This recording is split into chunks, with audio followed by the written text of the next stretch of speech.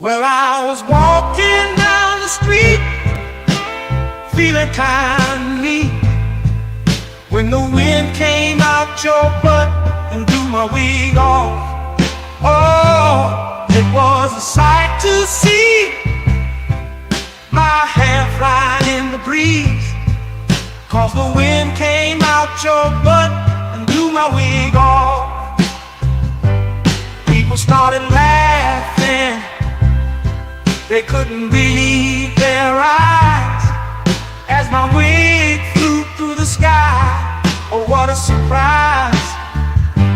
I tried to catch it, but it slipped right through my hands, 'cause the wind came out your butt and now it's somewhere in the land. Oh, wind came out your butt and blew my wig off.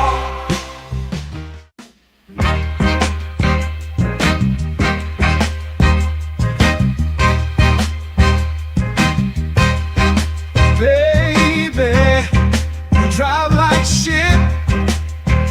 Did you see the car that you almost hit? I'd rather take the bus instead. Riding with you, I'm gonna end up dead. Don't ask me if I need a lift.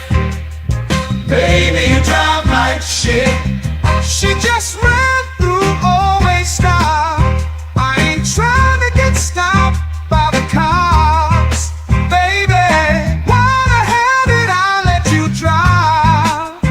It's a miracle that you're still alive. Don't ask me if I need a lift. Baby, you drive like shit. Whoa, whoa, whoa, whoa, whoa. Look out, my girl is driving. Watch out, my girl drives like shit. Whoa, whoa, whoa, whoa. My girl is driving. Watch out, my girl drives like shit.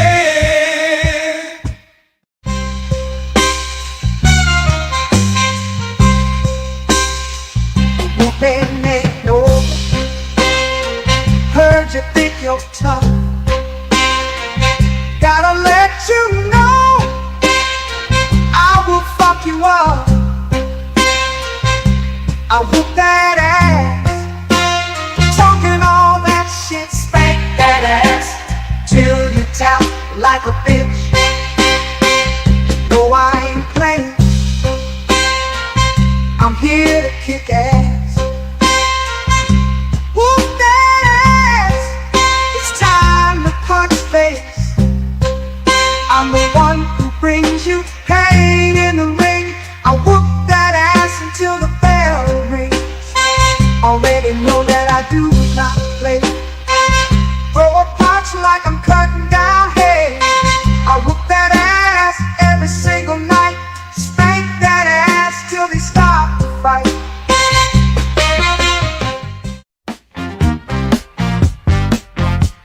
I'll tell you the story of a man, a radioactive tip in his hand.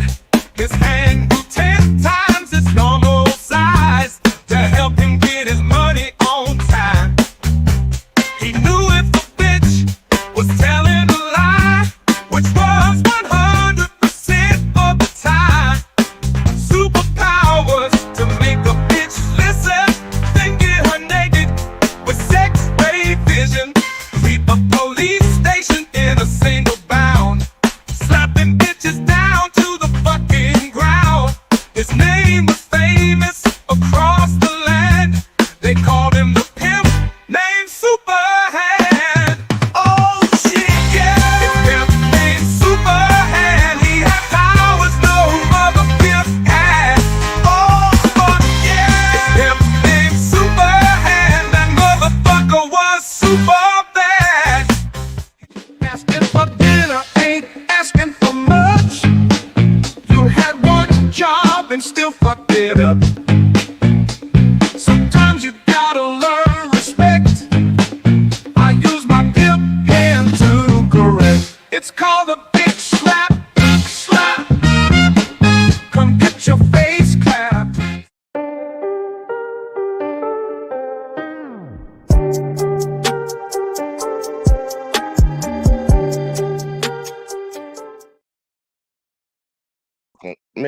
welcome back, y'all, to another one, man. Another episode over here on the JVJ Network. I am your host. I ain't got my glasses on yet, y'all. I wasn't ready. I wasn't ready. Ready now. But look, y'all, welcome back over here to the JVJ Network. I am your host. Let's talk with JVJ, man. Look, we got a good one for y'all tonight, man. This is something that, it's political time, it's political season. And we like to talk about these conversations between the candidates and their running mates and things of sorts like that. All that little fun stuff, that's weird and lame, all the hip and cool kids. But, we're going to talk about it over here because it's actually important. But, man, look, I need y'all to constantly do the same favor that I be asking y'all to do every time. So when y'all weigh in, man, make sure y'all hit that like. Make sure y'all hit the subscribe. Make sure y'all are sharing the videos, turning the noties on, and all that in the bag of chips, man. But look, we're gonna get into this vice presidential debate. And I'll be honest with y'all. I will say this ahead of time for all the people that might come later and try to say, "Oh, y'all covering the vice presidential it doesn't matter." It really doesn't. But it matters in the sense of if you really think forward, you have a forward-thinking type mind. If something happens to the president, kind of like what just happened a second ago, because we have so many people say, "Oh, Kamala didn't get no votes."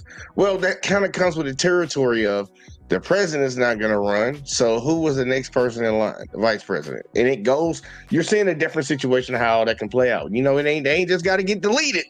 They can just be like, "Nah, I'm going to step down at the last minute and the next person's up." So you might want to look at the candidates that you have behind them or their running mates to understand if you'll be okay. You'll be okay with them being the president if anything seems to happen. But yeah, y'all, look, we're gonna get into this vice presidential debate, and we're gonna see what's popping. We're gonna see what these two gentlemen had to say, man. And we're going to talk about it. We're going to try to have fun with it. So I hope y'all ready. I'm ready, man. Look. We're going to get into it tonight. That ain't my background. They've been stealing my background, y'all. I'm trying to tell you, man. They be watching stuff around here. They be seeing what we be doing. But look, y'all, we're going to get into it. Hopefully y'all enjoy it. I'm going to drop the link a little later so anybody that wants to lend their opinion, their thoughts on this debate, if you want to call it that, you're more than welcome to come up. Just make sure y'all hit that like, subscribe for your boy. And we're going to get it, man. If you're watching on Facebook, make sure y'all hit them likes, them loves, or whatever them shit says. I don't know how Facebook works. But let's get it, y'all. Let's see what we got. In New York, America decides the vice presidential debate. Good evening, I'm Nora O'Donnell, and thank you for joining us for tonight's CBS News Vice Presidential Debate. We want to welcome our viewers on CBS, on other networks here in the U.S. and around the world. We have a consequential night ahead, and our focus is the issues that matter to you, the voter. Let's introduce the candidates. Minnesota's Democratic Governor Tim Walz and Ohio's Republican Senator J.D. Vance tonight meeting for the first time. I'm Margaret Brennan. In order to have a thoughtful and civil debate, these are the rules that both campaigns have agreed to. Questions will be directed at one candidate who will have 2 minutes to respond. The other candidate will be allowed 2 minutes for rebuttal. Then each candidate will get another minute to make further points, with an additional 1 minute each at the discretion of the moderator. The primary role of the moderators is to facilitate the debate between the candidates, enforce the rules, and provide the candidates with the opportunity to fact-check claims made by each other. CBS News reserves the right to mute the candidates' microphones to maintain decorum. We have not shared the questions or topics with the campaigns. The stage is set. Governor, Senator, thank you for joining us. Let's get started. Tonight, our country is facing several unfolding crises. The Middle East is on the brink of war. Americans are suffering from the catastrophic impact of Hurricane Helene, and now a labor strike as 25,000 dock workers from Maine to Texas are picketing. We're going to begin tonight with the Middle East. Margaret. Thank you, Nora. Earlier today, Iran launched its largest attack yet on Israel, but that attack failed, thanks to joint U.S. and Israeli defensive action. President Biden has deployed more than 40,000 U.S. military personnel and assets to that region over the past year to try to prevent a regional war. Iran is weakened, But the U.S. still considers it the largest state sponsor of terrorism in the world, and it has drastically reduced the time it would take to develop a nuclear weapon. It is down now to 1 or 2 weeks' time. Governor Walz, if you were the final voice in the Situation Room, would you support or oppose a preemptive strike by Israel on Iran? You have 2 minutes. Well, thank you. And thank you for those joining at home tonight. Let's keep in mind where this started. October 7th, Hamas terrorists massacred over 1,400 Israelis and took prisoners. Israel's ability to be able to defend itself is absolutely fundamental. Getting its hostages back, fundamental, and ending the humanitarian crisis in Gaza. But the expansion of Israel and its proxies is an absolute fundamental necessity for the United States to have the steady leadership there. You saw it experienced today, where along with our Israeli partners and our coalition, able to stop the incoming attack. But what's fundamental here is that steady leadership is going to matter. It's clear, and the world saw it on that debate stage a few weeks ago. A nearly 80-year-old Donald Trump talking about crowd sizes is not what we need in this moment. But it's not just that. It's those that were closest to Donald Trump that understand how dangerous he is when the world is this dangerous. His chief of staff, John Kelly, said that he was the most flawed human being he'd ever met. And both of his secretaries of defense and his national security advisors said he should be nowhere near the White House. Now, the person closest to them, Donald Trump, said he's unfit for the highest office. That was Senator Vance. What we've seen out of Vice President Harris is we've seen steady leadership. We've seen a calmness that is able to draw on the coalitions to bring them together. Understanding that our allies matter. When our allies see Donald Trump turn towards Vladimir Putin, turn towards North Korea, when we start to see that type of fickleness around holding the coalitions together, we will stay committed. And as the vice president said today we will protect our forces and our allied forces, and there will be consequences. Governor, your time is up. Senator Vance. And that right there is what you call repeating talking points. Yeah, I'm not going to go in depth on it, but that's what you get when you get those stutters and those hesitations. That's what you call repeating talking points that you might have forgot, even though you've been practicing this for weeks. Let's keep going. The same question. Would you support or oppose a preemptive strike by Israel on Iran? You have 2 minutes. So, Margaret, I want to answer the question. First of all, thanks, Governor. Thanks to CBS for hosting the debate. And thanks, most importantly, to the American people who are watching this evening and caring enough about this country to pay attention to this vice presidential debate. I want to answer the question, but I want to actually give an introduction to myself a little bit, because I recognize a lot of Americans don't know who either one of us are. I was raised in a working class family. My mother required food assistance for periods of her life. My grandmother required Social Security help to raise me. And she raised me in part because my own mother struggled with addiction for a big chunk of my early life. I went to college on the GI Bill after I enlisted in the Marine Corps and served in Iraq. And so I stand here asking to be your vice president with extraordinary gratitude for this country, for the American dream that made it possible for me to live my dreams. And most importantly, I know that a lot of you are worried about the chaos in the world and the feeling that the American dream is unattainable. I want to try to convince you tonight over the next 90 minutes that if we get better leadership in the White House, if we get Donald Trump back in the White House, the American dream is going to be attainable once again. Now, to answer this particular question, we have to remember that as much as Governor Walz just accused Donald Trump of being an agent of chaos, Donald Trump actually delivered stability in the world, and he did it by establishing effective deterrence. People were afraid of stepping out of line. Iran, which launched this attack, has received over $100 billion in unfrozen assets thanks to the Kamala Harris administration. What do they use that money for? They use it to buy weapons that they're now launching against our allies, and God forbid, potentially launching against the United States as well. Donald Trump recognized that for people to fear the United States, you needed peace through strength. They needed to recognize that if they got out of line, the United States global leadership would put stability and peace back in the world. Now, you asked about a preemptive strike, Margaret, and I want to answer the question. Look, it is up to Israel what they think they need to do to keep their country safe, and we should support our allies wherever they are when they're fighting the bad guys. I think that's the right approach to take with the Israel question. Thank you, Senator. All right, y'all. Here goes another one. You know I got to speak on it. The bad guys. Who determined that anybody's the bad guy? Is it us as the United States? I want people to understand something, because this is a normal talking point that I see a lot of people getting behind. A lot of Americans will travel abroad, and if you haven't traveled abroad, you'll figure it out once you do. A lot of Americans will travel abroad, and they will wonder why people of other countries have no respect and dislike Americans. It's because of that mindset right there. People step out of line to who? And he's referring to America as if America is the leader of the world. Who crowned America that? A lot of people around the world view America as a bully. And they do not like them because of the things they've done, the things they stopped from happening, and so on and so forth. I understand the mindset. I understand a lot of people in America want to be, but just understand, you don't build more enemies with telling other people what they can and can't do. Well, actually, you do build more enemies that way. I'm sorry. You don't build more allies telling people what they can and can't do. But I get it, y'all.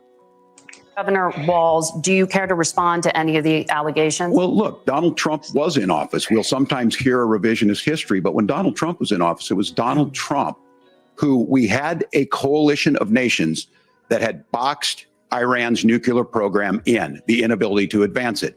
Donald Trump pulled that program and put nothing else in its place. So Iran is closer to a nuclear weapon than they were before because of Donald Trump's fickle leadership.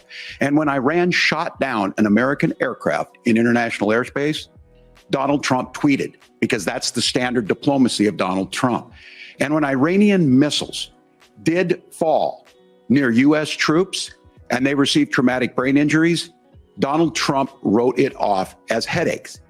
Look, our allies understand that Donald Trump is fickle. He will go to whoever has the most flattery or where it makes sense to him. Steady leadership like you witnessed today, like you witnessed in April. Both Iranian attacks were repelled. Our coalition is strong, and we need the steady leadership that Kamala Harris is providing. Senator Vance, the U.S. did have a diplomat. Gotta stop again. Matter of fact, let me come up half screen on this. Half screen. This is why I tell you Democrats are stupid. And for all the people that are Democrats in here, I hope y'all are paying attention so y'all can understand why the people that represent you sound dumb. For 3+ years, Republicans were saying that Kamala Harris didn't do anything. She was supposed to be this, she was supposed to be that. She's done nothing. She hasn't done anything. Where is she? Literally had commercials and campaign ads going, where is Kamala? When she was a vice president, y'all. And now they're saying on the Republican side that look at her policies. Look what her policies have done. She's not the president. She was the vice president. And earlier you were saying that she does nothing. And then you have dumb Democrats right here talking about under her leadership. So you're going to have to, trying to make it seem like she's been running some things, even if she hasn't, you're going to have to accept their insults that she's done nothing in their eyes, because now you want to make it seem like she's leading. They don't understand, and I don't think American citizens pay attention or keep up with what's been said in the past and what's constantly being said over the future. We got a lot of people that do revisionist history. For the longest, the Republicans said Kamala Harris was a terrible VP pick because she doesn't do anything. And now they're saying that look at her policies and look what she's done. And the Democrats will jump right into that and be like, yeah, under her leadership, look at her leadership right now. That bitch ain't running shit.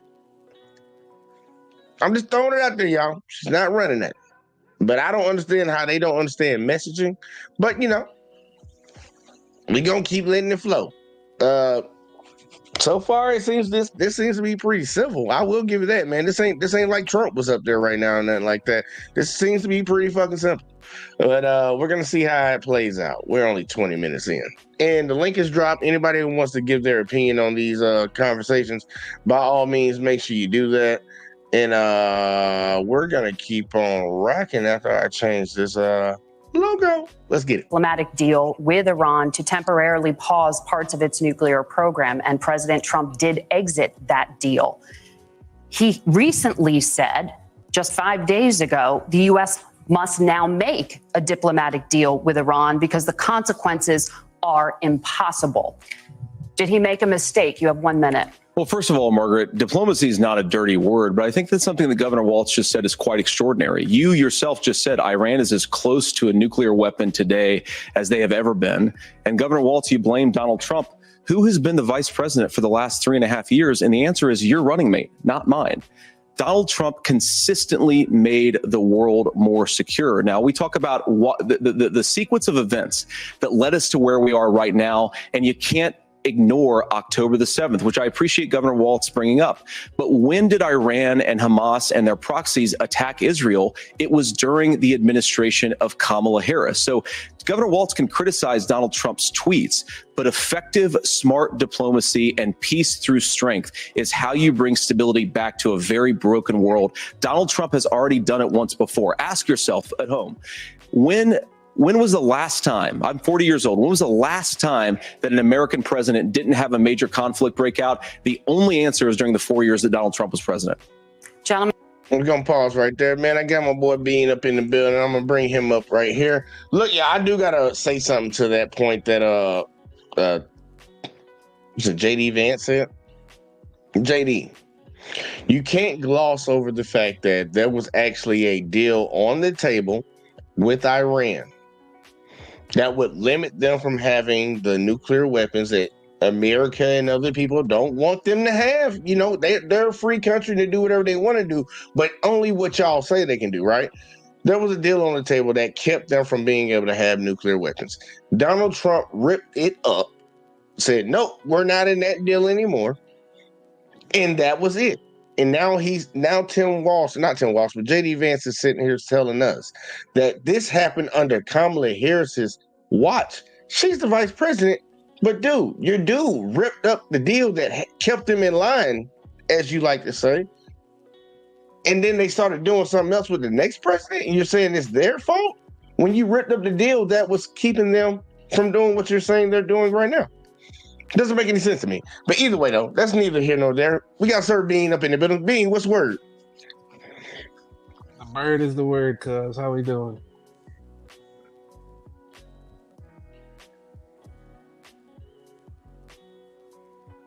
I mean, so, damn, I said it, so we doing good. You doing all right? Yeah, man. How you doing? Doing good. But here you go. So far, I know we ain't got that far into this debate. What are your thoughts so far? Anything interesting stuck out to you so far? Yeah, I watched it a couple times actually. I've played it a couple times today, and because I fell asleep in the beginning of it last night. Well, so far, I what's keep been said so far? Well, this right here, like this whole pointing the finger on the Iran thing. You know, both parties, both have done. What was that term he used? Not frolic. What did he say about fraudulent? Nah, that term he used about Trump just now. Oh, about Trump. Fickle. Flattery. Fickle. He called it. Both sides have been fickle when it came to Iran. Nobody wants those guys to have a nuclear bomb, point blank, period, man. They tried to stop that back before with the first Bush, man. So, I don't know, man.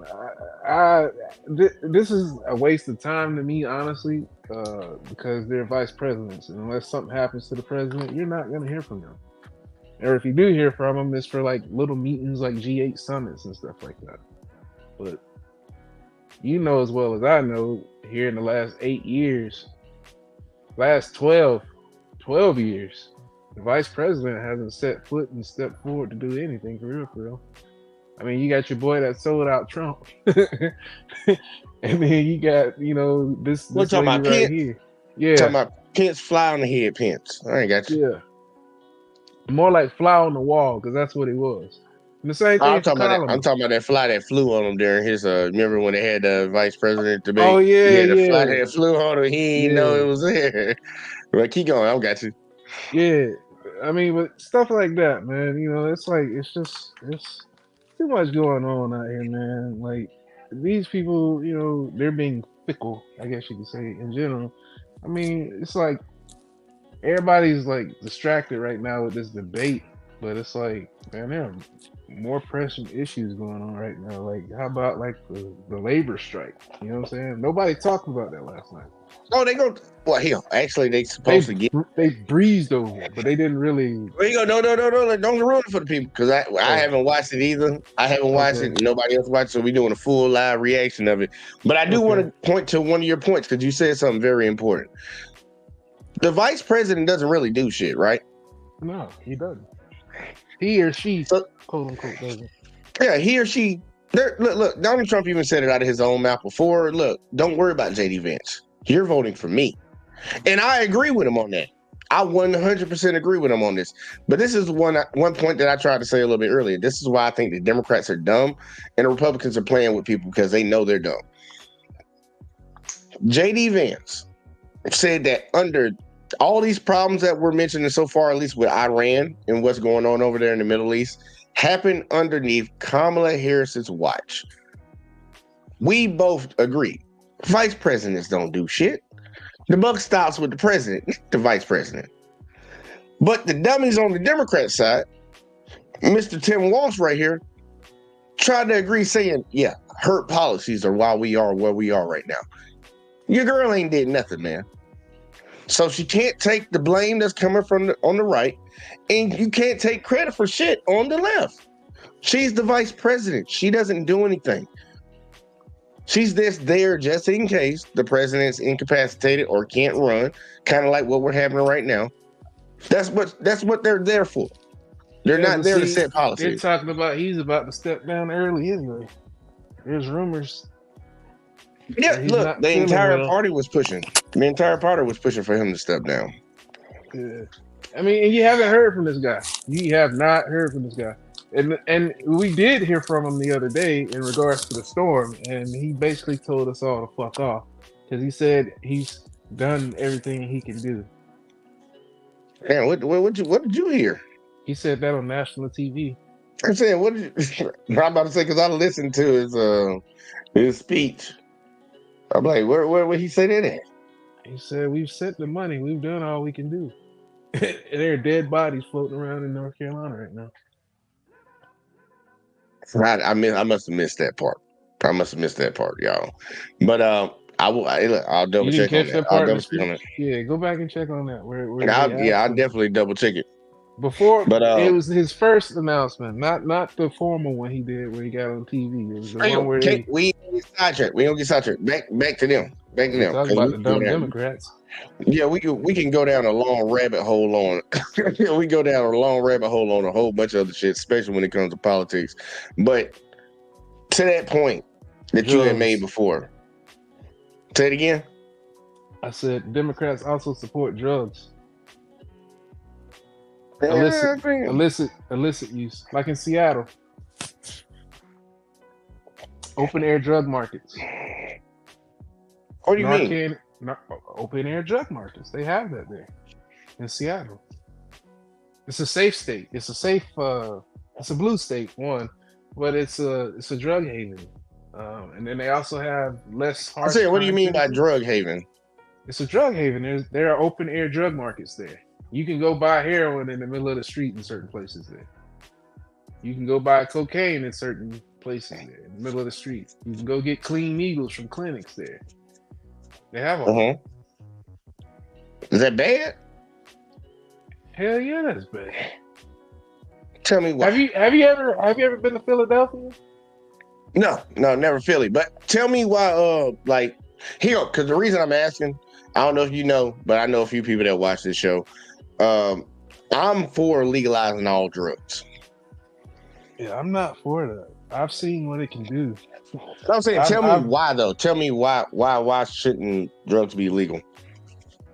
Well, certain drugs should be legal, but certain drugs should not, and it depends on what you classify as a drug. You know, something medicinal, herbal presence, THC, mushrooms, psychedelics, things like that. That's fine. All that stuff grows out of cow shit, not of dirt.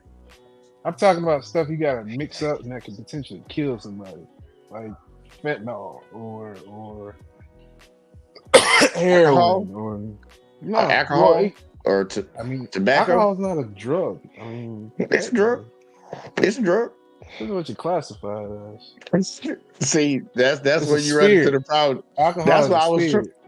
That's why I was trying to get you to talk a little bit more on it. It comes down to who's the perspective that you're speaking from. That's why I say legalize all of it and not pick and choose what can and what can't be. Well, Because remember, I've seen it destroy families. I've seen yeah, meth addicts. I've seen heroin addicts. I've seen crackheads. I've seen, yeah, you know what I'm saying? Like I come from a place where it might not have been in my house, but if you go 2 doors down, you know, Johnny's dad is running out the back door with his VCR and PlayStation, you know what I'm saying, and trying to sell it to you, and he telling you not to tell his son, but he gonna sell it to you for $20. That kind of scenario, man. Like what JD Vance went through, man. You know what I'm saying? Like that's why I can relate with him. Like he came from a broken home. He understands. I mean, I'm not perfect. I came from a broken home. You know what I'm saying? An institutionalized situation as well. So I can relate with that on pulling your bootstraps up, you know, making the American dream. But unfortunately, for somebody like me, the American dream does not exist. Yeah, but to the drugs though. But to the drugs, yeah, no, I don't support, you know, hard drugs. No, I don't condone the use of hard drugs. Anything that can make you strung out, anything that can make you forget who you are, who your family is, make you give up your children, make you give up your life. I don't condone people that disappear for 10 years, you know, and then pop back up. Yeah, I got you on that. I want to actually mark that one down because I actually want to come back and talk about that. I want to come back and talk about that one because that's actually an interesting topic. Legal or not? Let's see, legal or not? So I remember what the hell. All right, we're gonna come back to that. I'm playing a little bit more of the video to get through some of them because we're gonna speed through this thing tonight.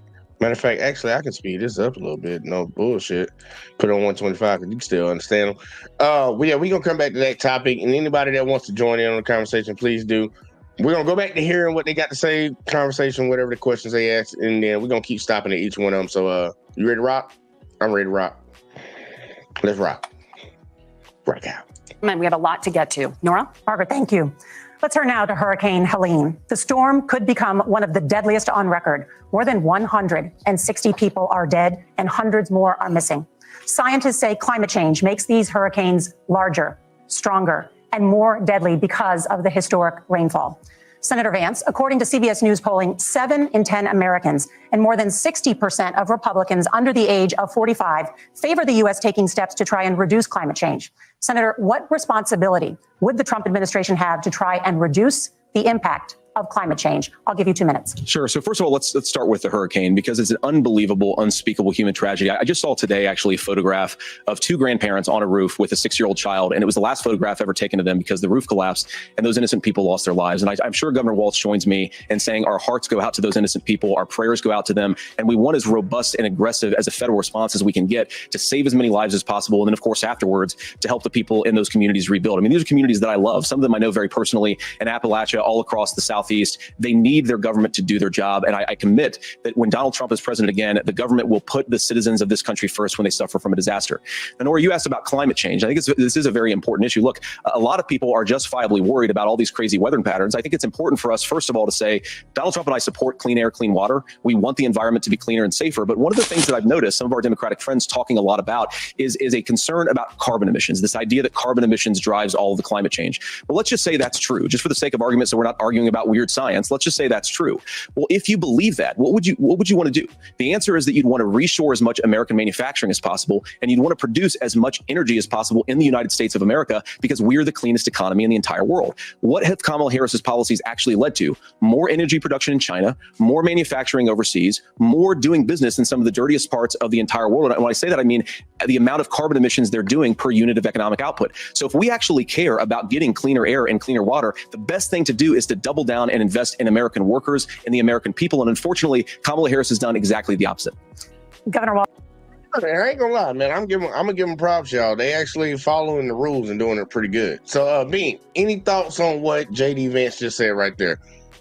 Yeah, he's basically hinting on what I was just talking about a few moments ago when the president, his initial statement was, "We sent him money. What else do you want from us?" He literally said that, and that's when they went for it and they were speaking on having him go ahead and step down.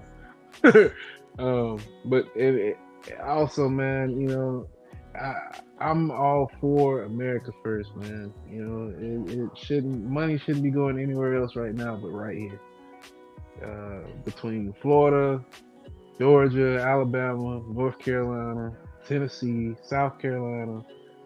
I mean, all that stuff's gone, man. Destroyed. The concrete might still be there, but anything wooden, most of those structures, bro, they're gone. It's Katrina times 10. You think it's that bad?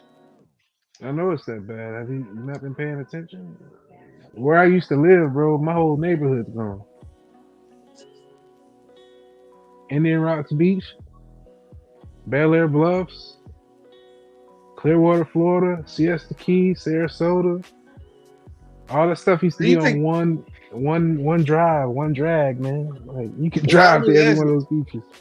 They're gone. Now the reason I said that you think it's worse than Hurricane Katrina, because we know how many people have passed because of this storm. That's why I'm asking. Like, it's matter of fact, I think the question I should ask: how is it worse than Katrina? Because in this storm right here, these people, they didn't know what was happening, man. They got told at the last minute to evacuate.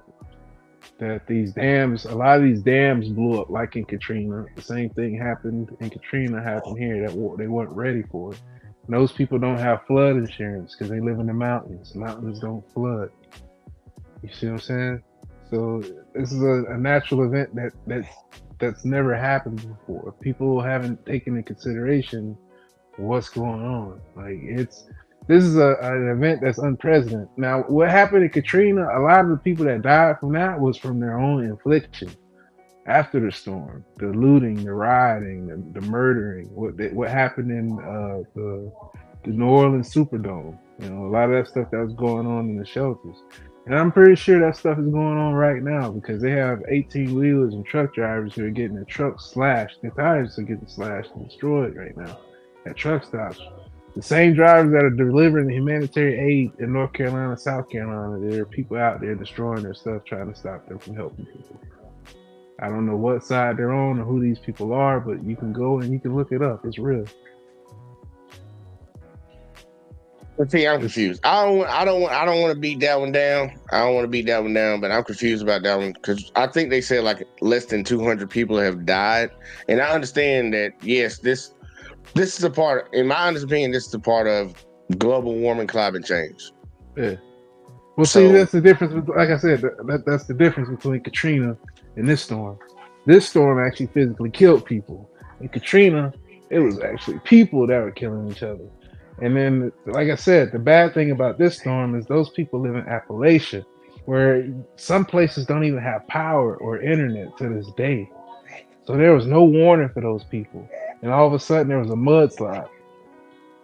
Cliffs, whole roads are gone. Mountain slides have washed out whole roads. I-40 is gone. The whole interstate, it got swept underwater. You can look this up. All this is on the news right now. I got all that. Like I know it was bad for people, and this comes from us ignoring what we're actually doing. But way more people died in Katrina than what happened in this storm. These people actually had a warning. They had a warning, and just like Katrina, people had a warning too. A lot of the structures that we have set up federally did not actually help with preventing the call, like it getting as bad as it got. But more people died initially in Katrina than this. Way more. They haven't even taken into consideration the exact death tolls. There are places right now. I'm talking about initially. I'm not talking about total. Because if you want, we don't have a total. We don't have any the official numbers yet, man. They're still finding people. They don't have enough resources right now. They're sending out calls right now to different police departments for volunteers to go help pull people out of houses, like in Katrina. Well, here, check this. Let's say they said it was 160 something people. Let's say 175 people passed away right now. What do you think that number total would get to? I'm thinking we're probably in at least 400 or 500 between About medical 400 or 500? issues, between the people. Prime example, the people on dialysis right now who don't have enough fluid and solution. The people who need respirators, the people who need insulin, the people who need their lifeline insulin and stuff in people right now. They actually need life-saving medicine that if they don't get it, they'll pass. I got you. You say about what, 500, 600? Yeah, I'd say about 500-600 between the people. Like the prime example, like the lady that called 911. It took. The ambulance got stranded. They were talking about this on the news, how the ambulance drivers got stranded on the way to get her. They finally got unstranded. They got to her. They put her in the van, and the van ended up getting swept down the river, or the ambulance. And she ended up dying in the back of the ambulance. Like, they ended up surviving, but the lady they went to initially save, she died. She was dead regardless. She died regardless, you know. So about 500, 600, right? Yeah. You would think. Well, you know, Katrina had over almost 14,000, or 1,400. I mean, that's like I said, a lot of those things that happen was from self-infliction. You got to look at. No. I'm talking about just from the things that you just spoke on. The initial death toll. Yeah, but see, like in Katrina, they're still making movies. They got movies about like what people were doing during Katrina, like robbing and. No, I got you on that. I'm not accounting for that. I'm not accounting for that because they actually have a death toll for like all the deaths during that time. I'm just going off of people that passed away or got deleted from effects of the storm or the storm. 1,300. My bad, not 13,000, y'all. Got to correct that. 1,300, over 1,300. So I'm like, it's not as bad as Katrina when it comes to the death toll. I mean, we don't have the numbers yet. We don't have the numbers yet. Well, that's why I asked you. I asked you how many you think it would get up to, and you said 600. And I mean, I probably say that. The news has already said this is the top. This is one of the top 3 worst storms in U.S. history. You know, and then with the death toll, they already said it's in the top 3. So it's going. Like, it ain't over. Like. The dams are still flooded. There's one dam that they're expecting to break tonight, actually. And they got those people. They're trying to get those people to leave now. That's in North Carolina. Look, and we praying for all them people up there. Well, I'm not actually praying for y'all up there. Look, man, y'all got to get through it. But look, man, I feel for you. We got Miss Alexis from Texas said, "Yo, what's up, Miss Girl?" I'm sorry, Miss Girl, Miss Lady. I'm sorry, Miss Lady. That's the Raiders fan, correct? Yeah, I gotta put her. Nah, she's a Chiefs fan. She's a Chiefs fan. Chiefs fan, that's what it is. Yeah. Alexis, if you want to join it, you can. Look, we gonna keep moving because we keep getting sidetracked with our little sidebars. Look, I'm gonna play Tim Walsh's response to JD Vance. Let's see what he got. Walls, you have 2 minutes to respond. Well, we got close to an agreement because all those things are happening. Look, first of all, it is a horrific tragedy with this hurricane. And my heart goes out to the folks that are down there in contact with the governors. I serve as co-chair of the Council of Governors as we work together on these emergency managements. Governors, no partisanship. They work together to solve the governors and the emergency responders on the ground. Those happen on the front end. The federal government comes in, makes sure they're there to that we recover, but we're still in that phase where we need to make sure that they're staying there, staying focused. Now, look, coming back to the climate change issue, there's no doubt this thing roared onto the scene faster and stronger than anything we've seen. Senator Vance has said that there's a climate problem in the past. Donald Trump called it a hoax and then joked that these things would make more beachfront property to be able to invest in. What we've seen out of the Harris administration now, the Biden-Harris administration, is we've seen this investment. We've seen massive investments, the biggest in global history that we've seen in the Inflation Reduction Act, has created jobs all across the country. 2,000 in Jeffersonville, Ohio, taking the EV technology that we invented and making it here. 200,000 jobs across the country. The largest solar manufacturing plant in North America sits in Minnesota. But my farmers know climate change is real. They've seen 500-year droughts, 500-year floods back to back. But what they're doing is adapting, and this has allowed them to tell me, look, I harvest corn, I harvest soybean, I harvest wind. We are producing more natural gas and more oil at any time than we ever have. We're also producing more clean energy. So the solution for us is to continue to move forward, that climate change is real. Reducing our impact is absolutely critical, but this is not a false choice. You can do that at the same time you're creating the jobs that we're seeing all across the country. That's exactly what this administration has done. We are seeing us becoming an energy superpower for the future, not just the current. And that's what absolutely makes sense. And then we start thinking about how do we mitigate these disasters. Thank you. Senator, I want to give you an opportunity to respond there.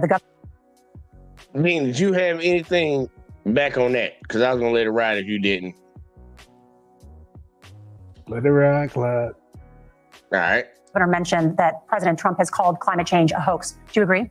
Well, look, what the president has said is that if the Democrats, in particular Kamala Harris and her leadership, if they really believe that climate change is serious, what they would be doing is more manufacturing and more energy production in the United States of America, and that's not what they're doing. So clearly, Kamala Harris herself doesn't believe her own rhetoric on this. If she did, she would actually agree with Donald Trump's energy policies. Now, something Governor Walz said I think is important to touch upon, because when we talk about clean energy, I think that's a slogan that often the Democrats will use here. And I'm talking, of course, about the Democratic leadership. And the real issue is that if you're spending hundreds of millions or even billions of dollars of American taxpayer money on solar panels that are made in China, number one, you're going to make the economy dirtier. We should be making more of those solar panels here in the United States of America. Some of them are, Tim, but a lot of them are being made overseas in China, especially the components that go into those solar panels. So if you really want to make the environment cleaner, you've got to invest in more energy production. We haven't built a nuclear facility, I think, one in the past 40 years. Senator. Natural gas, we got to invest more in it. Kamala Harris has done the opposite. That's raised energy prices and also meant that we're doing Senator, worse by your the time climate. is up. Governor, would you like to respond?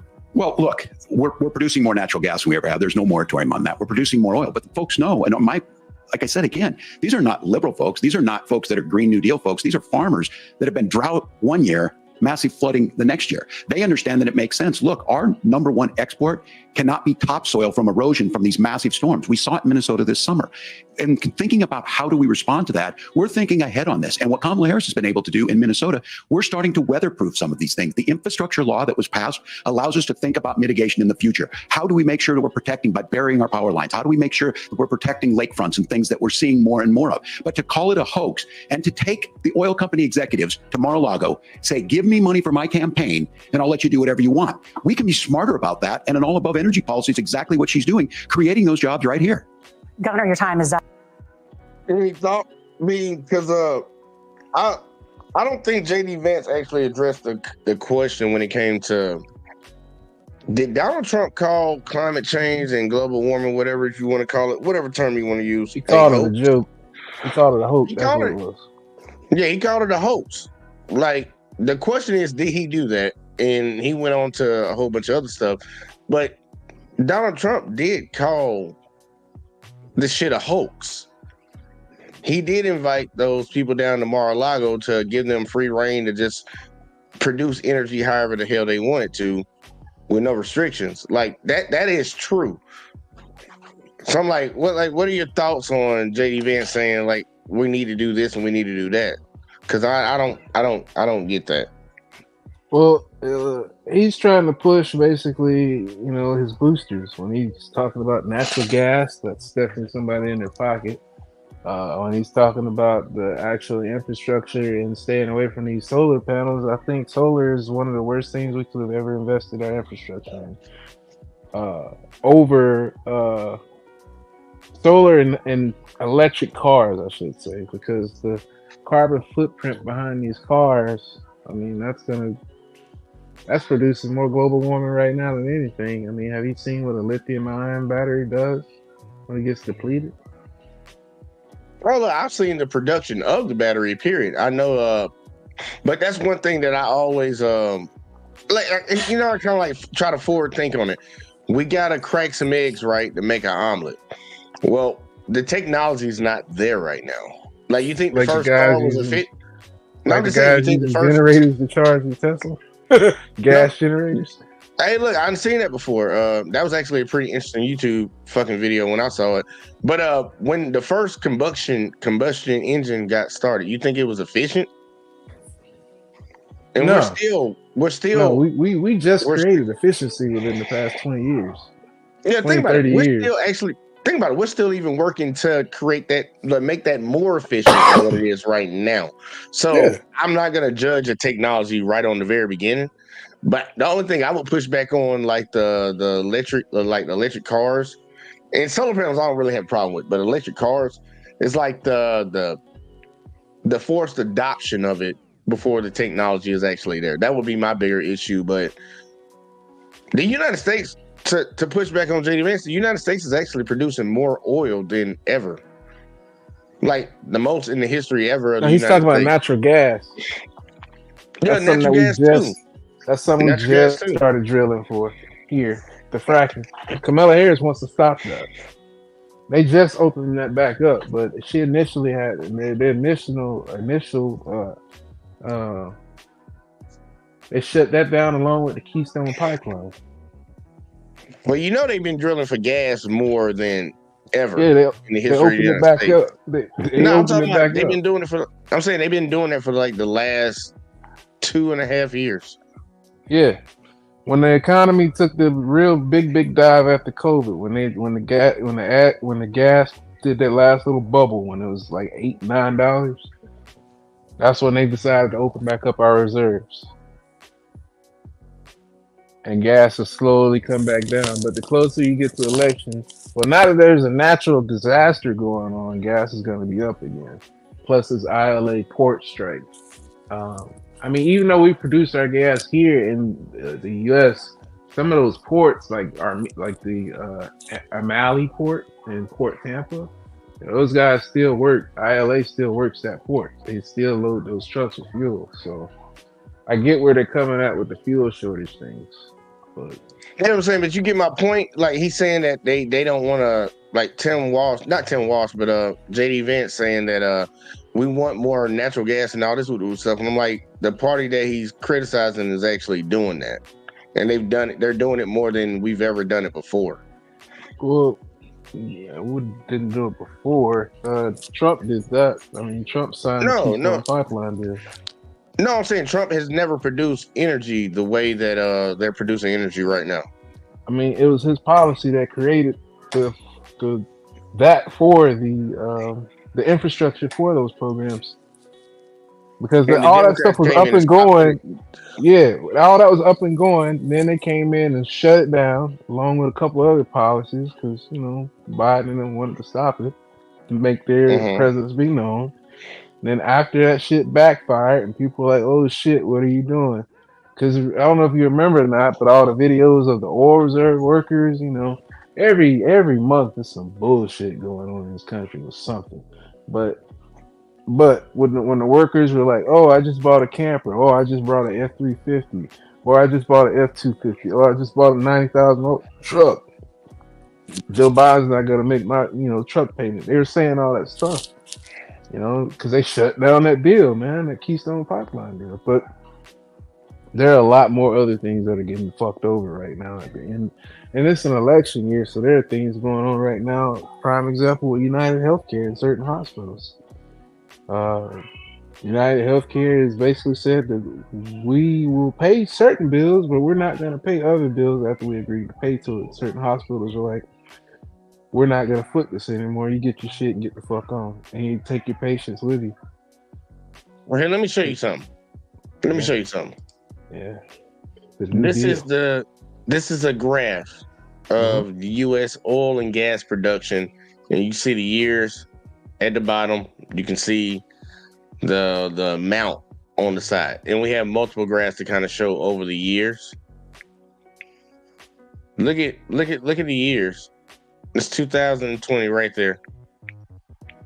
It was a down year. We dropped from 2018 to 2020. We dropped, and ever since then we've been going up. What year was Donald Trump the president?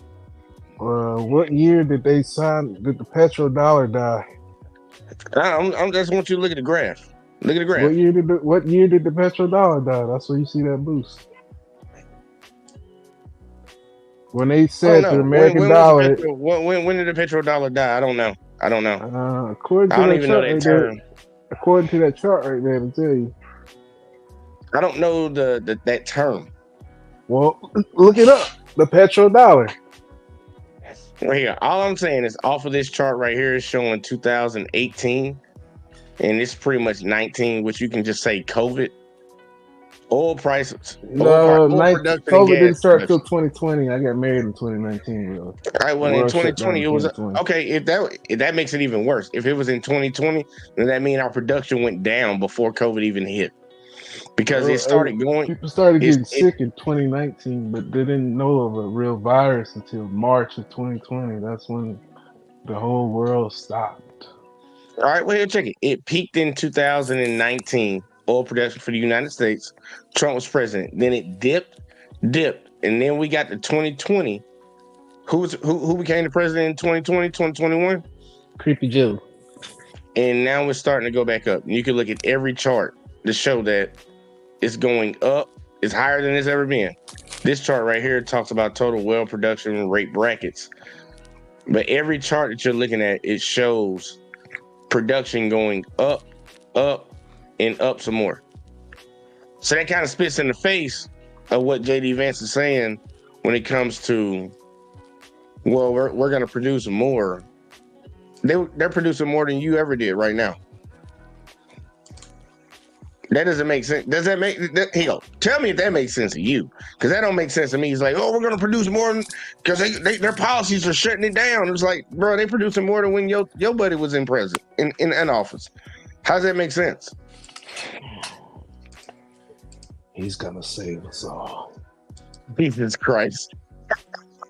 Shout out to my boy Hurricane up in the building. Salute. Look, we're gonna play the video a little bit more, man. We get sidetracked too much. The overwhelming consensus among scientists is that the Earth's climate is warming at an unprecedented rate. Margaret? Thank you, Nora. We're going to turn now to immigration. The crisis at the U.S.-Mexico border consistently ranks as one of the top for American voters. Senator Vance, your campaign is pledging to carry out the largest mass deportation plan in American history and to use the U.S. military to do so. Could you be more specific about exactly how this will work? For example, would you deport parents who have entered the U.S. illegally and separate them from any of their children who were born on U.S. soil? You have 2 minutes. So first of all, Margaret, before we talk about deportations, we have to stop the bleeding. We have a historic immigration crisis because Kamala Harris started and said that she wanted to undo all of Donald Trump's border policies. 94 executive orders suspending deportations, decriminalizing illegal aliens, massively increasing the asylum fraud that exists in our system. That has opened the floodgates. And what it's meant is that a lot of fentanyl is coming into our country. I had a mother who struggled with opioid addiction and has gotten clean. I don't want people who are struggling with addiction to be deprived of their second chance because Kamala Harris let in fentanyl into our communities at record levels. So you've got to stop the bleeding. You've got to re-implement Donald Trump's border policies, build the wall, re-implement deportations. And that gets me to your point, Margaret, about what do we actually do?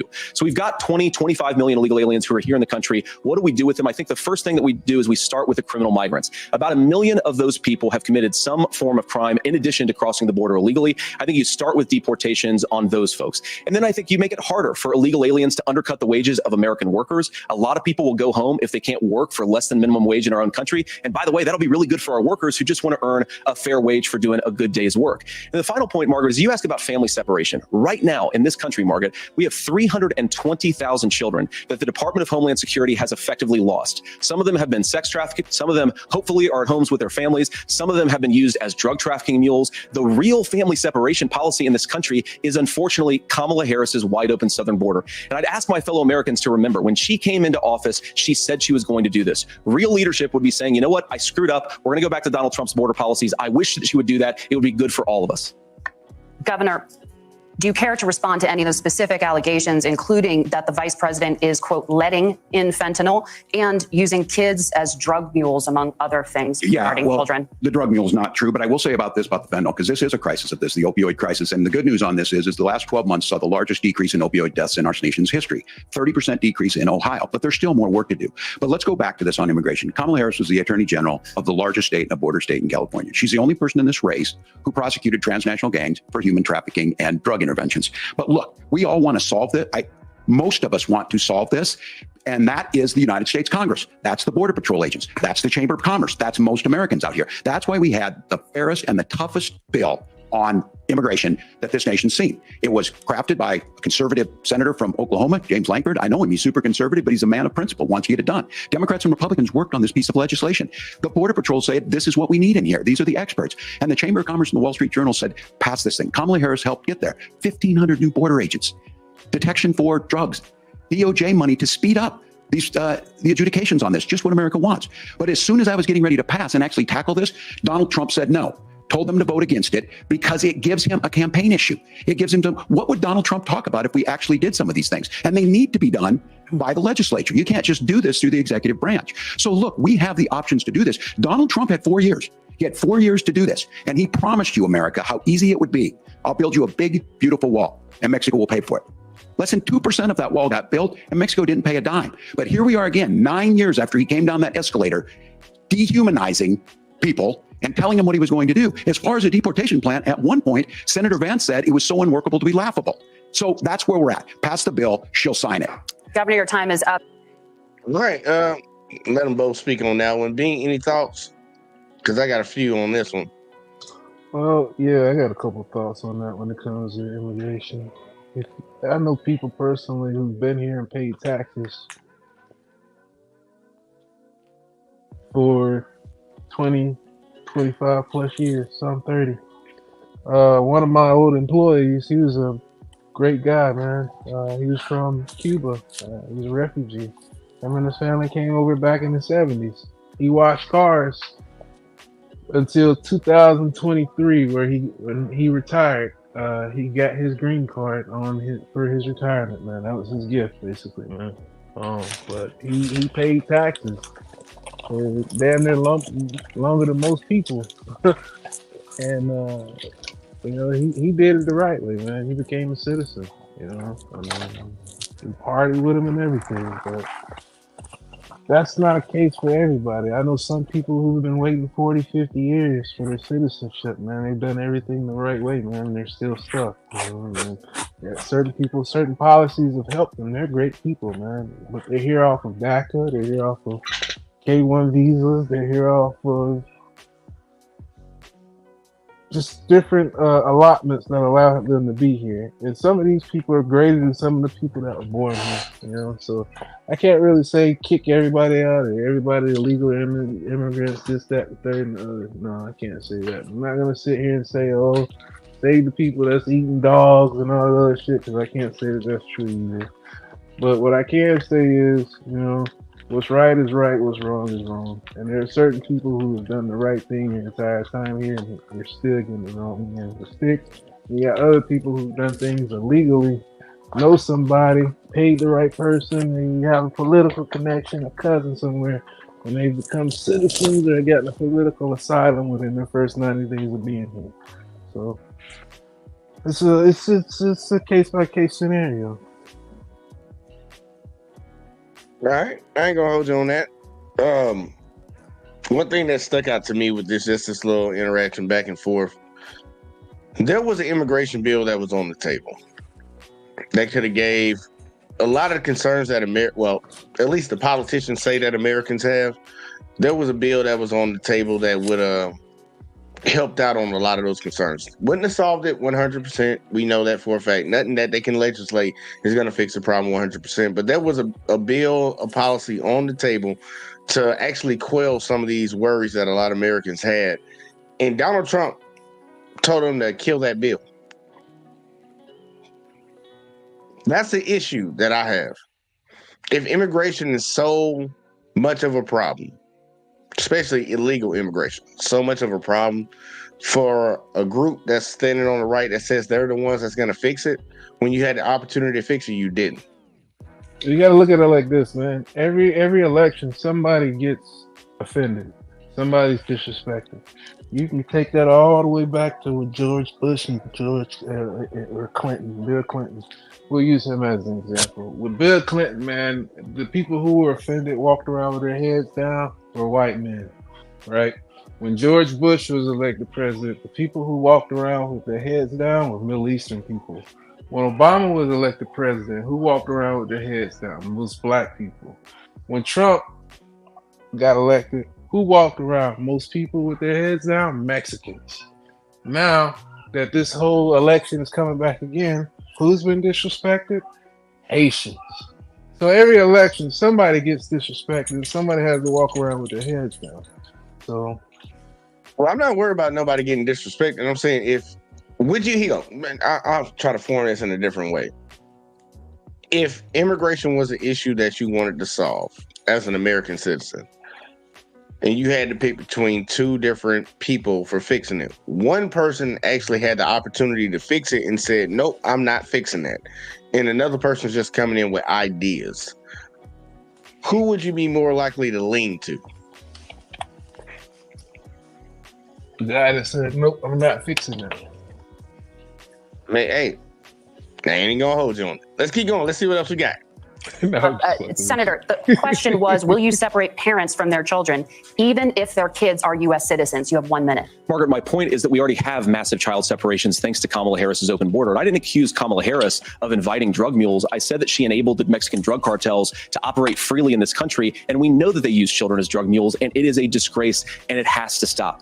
Look, I think what Tim said just doesn't pass the smell test. For 3 years, Kamala Harris went out bragging that she was going to undo Donald Trump's border policy. She did exactly that. We had a record number of illegal crossings. We had a record number of fentanyl coming into our country. And now that she's running for president, or a few months before, she says that somehow she got religion and cared a lot about a piece of legislation. The only thing that she did when she became the vice president, when she became the appointed border czar, was to undo 94 Donald Trump executive actions that opened the border. This problem is leading to massive problems in the United States of America. Parents who can't afford health care, schools that are overwhelmed. It's got to stop, and it will when Donald Trump is president. Senator, your time is up. Governor, what about our CBS News polling, which does show that a majority of Americans, more than 50%, support mass deportations? Look, we fixed this issue with a bill that is necessary, but the issue on this is what happens when you don't want to solve it. You demonize it.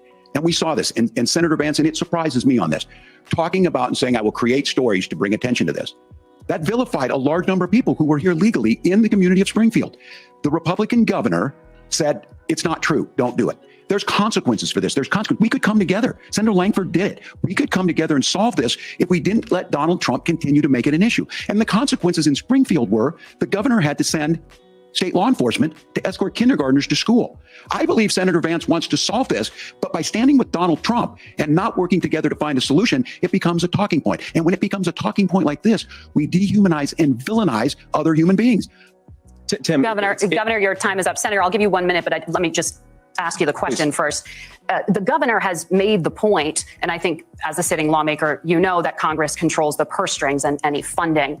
So you have said repeatedly that Donald Trump would, through executive action, solve this. Do you disagree that Congress controls the purse strings and would need to support many of the changes that you would actually want to implement? You have 1 minute. Look, Margaret, first of all, the gross majority of what we need to do at the southern border is just empowering law enforcement to do their job. I've been to the southern border more than our borders are. Kamala Harris has been, and it's actually heartbreaking because the Border Patrol agents, they just want to be empowered to do their job. Of course, additional resources would help, but most of this is about the president and the vice president empowering our law enforcement to say, if you try to come across the border illegally, you've got to stay in Mexico, you've got to go back through proper channels. Now, Governor Walz brought up the community of Springfield, and he's very worried about the things that I've said in Springfield. Look, in Springfield, Ohio, and in communities all across this country, you've got schools that are overwhelmed. You've got hospitals that are overwhelmed. You've got housing that is totally unaffordable because we brought in millions of illegal immigrants to compete with Americans for scarce homes. The people that I'm most worried about in Springfield, Ohio, are the American citizens who have had their lives destroyed by Kamala Harris's open border. It is a disgrace, Tim. And I actually think, I agree with you. I think you want to solve this problem, but I don't think that Kamala Harris does. Senator, your time is.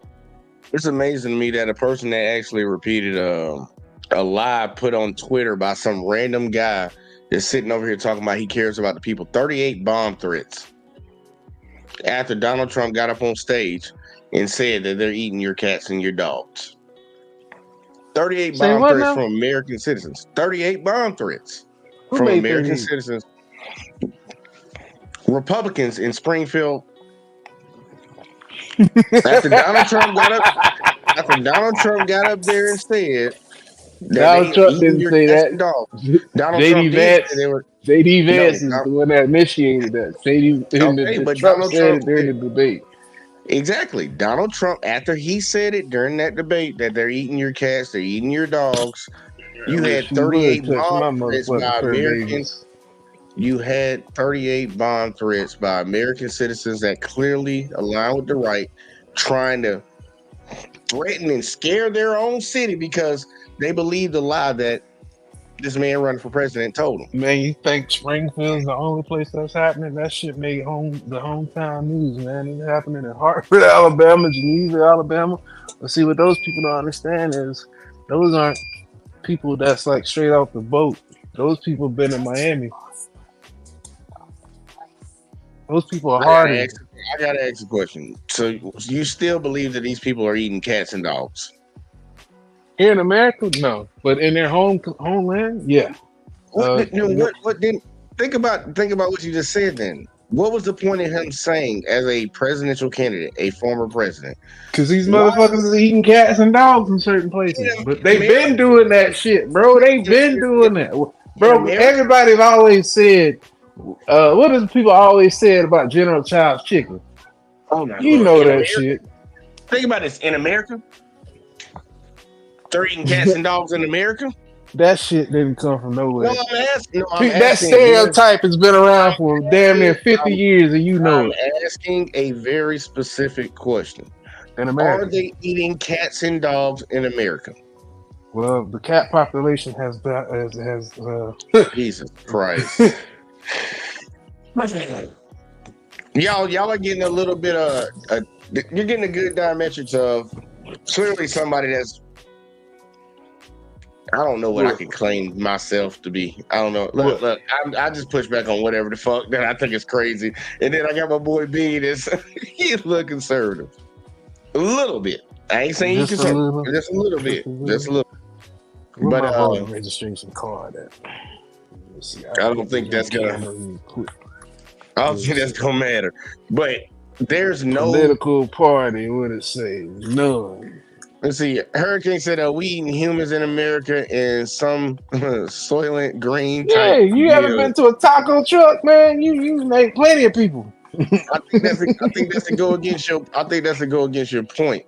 Look, it's pretty dangerous for a presidential candidate, a former president, to say that a group of people in a town are eating your cats and dogs, and then we can't sit here and say that didn't mean anything. That the city manager didn't agree to it, but if you go back and look on TikTok and several other YouTubes, there are people that are agreeing that therefore I'm not stopping. I went researching because I'm not one to just sit there and believe everything I fucking hear. You getting your information off of TikTok?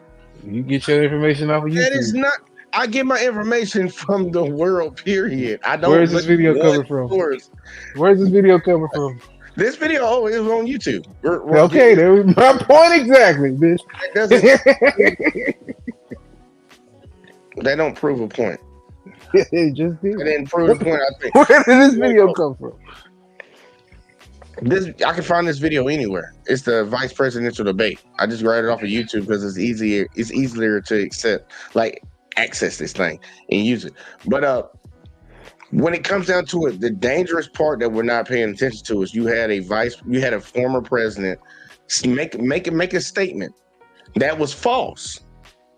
And you had 38 bomb threats by the same people that support him because they wanted to tell their town they not gonna have these Haitians here. We gotta really pay attention to how dangerous that is. So they call 38 stores? Dude, they were evacuating the schools almost on a daily.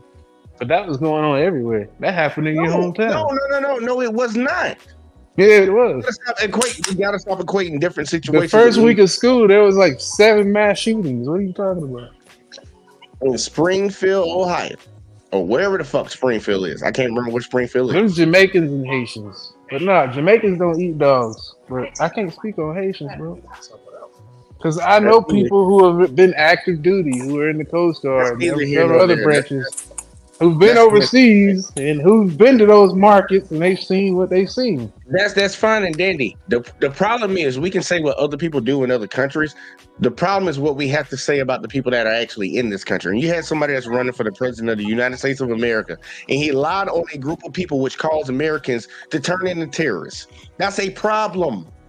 I don't understand how ain't nobody called the people no terrorists. No, I'm calling them that. If you call it a bomb threat because you're mad that Haitians are in your city, that's a terrorist.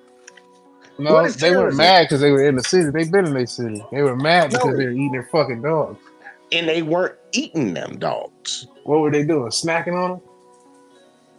See, this is the funny thing.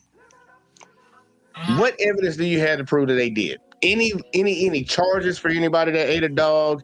Any report that somebody ate a dog from the news? I believe I sent you. Yeah, I sent you a video of that lady with the fucking blood on it and the fur on her mouth. The dude was like, he's like, "Ma'am, did you eat that fucking cat?" I want you to really understand like how I do this social media shit. Anybody can put a title on anything. First off, that video that you sent me didn't even say Springfield. It was just a video that somebody just randomly put on the fucking internet. You don't know where it was filmed at. You don't know out Springfield, Ohio. I pulled the video up. I don't have that video, and I'm definitely not showing that video on here. Send your messages. Pull it up. I know you got it. I'm not sure. I'm looking at it right now. That's fine. I'm not showing that video on the stream. We have regulations that you can't do on YouTube.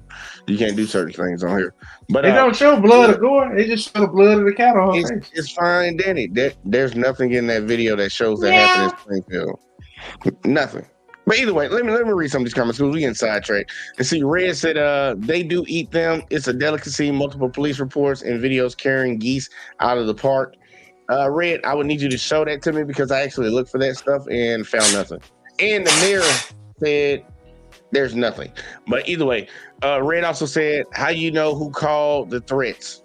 Clearly, you know who called the threats.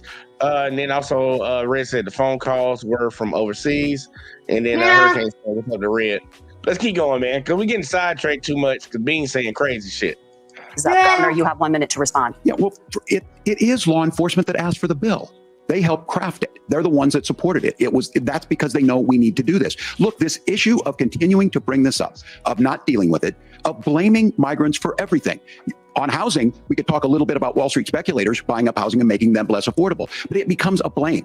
Look, this bill also gives the money necessary to adjudicate. I agree. It should not take 7 years for an asylum claim to be done. This bill gets it done in 90 days. Then you start to make a difference in this and you start to adhere to what we know, American principles. Look, I don't talk about my faith a lot, but Matthew 25:40 talks about to the least amongst us, you do unto me. I think that's true of most Americans. They simply want order to it. This bill does it. It's funded. It's supported by the people who do it. And it lets us keep our dignity about how we treat other people. Thank you, Governor. And just to clarify for our viewers, Springfield, Ohio does have a large number of Haitian migrants who have legal status, temporary protected status. Well, Margaret, but thank you, Senator. We have so much to get to. Temporary protected. We're going to turn out of the economy. Thank you. Margaret, the rules were that. That means legal, Bean. That means legal. They're not over here illegal. Temporary. It can be temporary all day. It's still legal. That's still legal. They weren't invading their shit. They're legal. Fact check. And since you're fact checking me, I think it's important to say what's actually going on. So there's an application called the CBP One app where you can go on as an illegal migrant, apply for asylum or apply for parole and be granted legal status at the wave of a Kamala Harris open border wand. And they got matched coming in, applying for a green card and waiting for 10 years. That is the facilitation of illegal immigration, Margaret, by Thank you, Senator, for describing the legal process. We have so much to And when he started speaking the truth, they shut him up. No, actually, when he started speaking, they were moving on to the next topic, and he wanted to interject while they were doing that. No, I ain't give him a chance. No, literally, we can go back and watch it. They ended. They let Tim Walsh. We seen the way the rules were set from the very beginning. They said you can say what you want to say. He can respond. He responded. Actually, matter of fact, he said Tim Walsh said what he wanted to say in the beginning. Then JD Vance responded. Then Tim Walsh responded back to him, and it was like, "Yeah, we're gonna let you say something real quick, and then we're gonna go." They were trying to go. Who won this debate? This is terrible, man. He got to stop being so biased. But either way, though, I'm gonna let it ride because I'm willing to call out both sides if they do some fucked up shit. But come on now, the dude literally just broke the rules, and they cut him off for breaking the rules. We're gonna watch it again. You know that Drew Barrymore motherfucker won. No, we're not. You know that Drew Barrymore looking motherfucker won that debate. We're not finna change the subject. We're gonna show that point because you saying they cut him off. Let's see. Crazy Eyes, you know Crazy Eyes won. Treat other people. Thank you, Governor. And just to clarify for our viewers, Springfield, Ohio does have a large number of Haitian migrants who have legal status, temporary protected status. Well, Nora? but Thank you, Senator. We have so much to get to. Margaret, I think it's important because who's doing some interrupting? They're trying to move the debate along. He wanted to jump in and say something. They didn't cut him off because he was trying to say something that was going to be profound that an American public needed to hear. He wasn't. They were moving on to the next subject because they're following the rules of the debate, and everybody's doing well so far to right now. But if we get to this point where it's like, no, we're going to tell him to stop talking, they're cutting him off. No, that's the victim. Actually, well, the bully trying to play the victim. But they let him speak. Watch it. Out of the economy. Thank Margaret, you. the rules were that The you guys were economy- going to fact check. And since you're fact checking me, I think it's important to say what's actually going on. So there's an application called the CBP One app where you can go on as an illegal migrant, apply for asylum or apply for parole, and be granted legal status at the wave of a Kamala Harris open border wand. That is not a person coming in, applying for a green card and waiting for 10 years. That Thank is you, the Senator. facilitation of illegal immigration, Margaret, by Thank our you, own Senator, for leadership. describing the legal And process. Kamala We have Kamala so much Harris to get opened up to, that Senator. pathway. Those We have laws so have been on much. the books. They let him get it all out too. They let him get it all out. I don't see how they cut him off or did anything where he was the one who's breaking the process of what they got going on right now. And we need to have order. We always talk about law and order, right? We need to have law and order. Law don't really apply right now. We need to have order. You're going outside of the scope of this event that we're trying to do right now. They're trying to keep it back on track. I don't get that. I don't get that. JD Vance is not a victim in that. He's actually the aggressor. But shout out to Red. I see Red in there saying no, they fact checked him and didn't let him finish. He cut them off while they were trying to move their show along. He didn't let him finish. They did kind of let him finish pretty much. They let him talk for probably like 45 seconds. Dude, we got to understand that when they're running these national shows, they're on a time restriction for each time in between commercials. That the commercials pay for these networks to be up. Like, dude, you're fucking the time up. We're not going to be able to get to every topic because you want to come in and interject something because you feel a certain type of way. That's not cutting nobody off. That's somebody that's running as a vice president, can't control his emotions in the moment. That's what's going on right now. Like we gotta see things. I thought he what was they very actually are. civil, very respectful. He was No, very it civil. doesn't matter. You can have somebody slap you in the face and say it nicely. That doesn't mean what they're doing is not Slap wrong. me in my face, I'm gonna break your motherfucking hand. Exactly. So guess what? She was trying to move her show along because he was breaking the rules. It ain't her show. My tax dollars paying for this. Your tax dollars paid for CBS? My tax dollars. Your tax dollars didn't pay for CBS to do a presidential debate. Do you know what CBS stands for? Tell me. Central Broadcasting Station. And who owns it? We do as the public. That's why it's a No, we public free don't. channel. No, we don't own that shit as a public. Why do you think you can turn to it and it's free? You don't even have to have a cable channel to watch fucking ABC. It's one of the father networks that's been on cable since cable was a thing. That's why. They've already been into that system from the very beginning. That's not a CBS. government owned. That's CBS. That's why CBS isn't free. CBS is free. We're talking about ABC. No, we're talking about CBS. We're talking about ABC. No, this is CBS. Man, we just said ABC. You said ABC. No, you just said CBS. It is CBS. But I said ABC. It's not ABC who runs this. I'm telling you.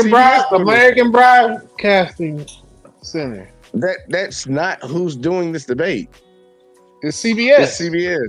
Yeah, CBS. Yeah, but I was telling you, that's what I said. ABC is the one that's free. Yeah, but you said that your tax dollars pay for this. Your tax dollars don't pay for this. My tax dollars pay for the dinner. Jesus Christ. What the fuck is no tonight? Look, we're gonna keep playing the video, man. Since 1990. Thank you, gentlemen. The we CBP want to have app has not been on the books since 1990. It's something that Kamala Harris created, Margaret. Gentlemen, the audience can't hear you because your mics are cut. We have so Bitch, much we we want to can get hear to. him. Thank you for explaining the legal process. Nora? Thank you, Margaret. The economy is a top concern for voters. Each of your campaigns has released an economic plan. So let's talk about the specifics. Governor Walz, Vice President Harris unveiled a plan that includes billions in tax credits for manufacturing, housing, and a renewed child tax credit. The Wharton School says your proposals will increase the nation's deficit by $1.2 trillion. How would you pay for that without ballooning the deficit? Governor, I'll give you 2 minutes. Yeah, thank you. And Kamala Harris and I do believe in the middle class because that's where we come from. We both grew up in that. We understand. So those of you out there listening tonight, you're hearing a lot of stuff back and forth, and it's good. It's healthy. That's what this is supposed to happen. You should be listening. The middle class is non-existent right now. So unless they're going to bring it back, I don't know who they talking to. Saying how's this going to impact me? The bold forward plan that Kamala Harris put out there is talking about this housing issue. The one thing is there's 3 million new houses proposed under this plan with down payment assistance on the front end to get you in a house. A house is much more where they gonna just build an it? asset to be traded somewhere. It's foundational to where you're at. Where they gonna making build sure it? that the things you buy every day, whether We got land everywhere to build houses, man. No, the fuck we don't. We got a shit ton of land that we don't use to build houses. Yeah, federal land. But guess who that land? No. was taken I'm from? talking about public land. We got a shit Federal, ton of public land that we can build houses on. Federal. It's public land, buddy. privately owned. We got a shit ton of land that the United States could build houses on. Like, we're not even gonna play that game. They got shit ton. Where? If you really wanted to, you can take your ass to the Midwest. That's the least populated area in the entire United States of America. We got thousands. You of talking acres about of the land. nuclear sponge? Why the fuck would I go live on the nuclear sponge? Why would you go live anywhere? What do you mean? Jobs and opportunity. If they had homes there, look, we got places in Alabama, we got places in Florida.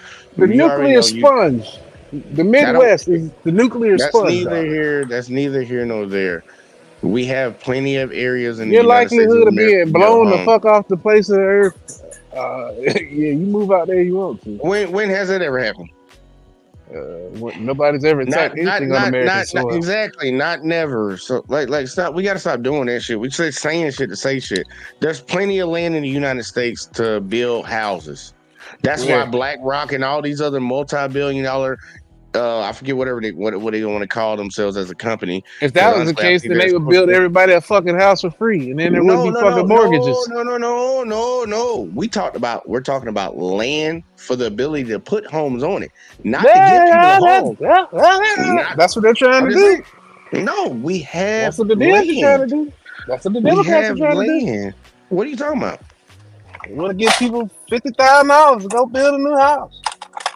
But that would be nice if the American government did that. To be honest, see, Red said public land. That means the government owns it. 40% of all American land mass. You're fucking right. There's a shit ton of land in America that the public owns, and I don't know why he even tried to say public land is government land. I'm not even saying it like that. Privately owned.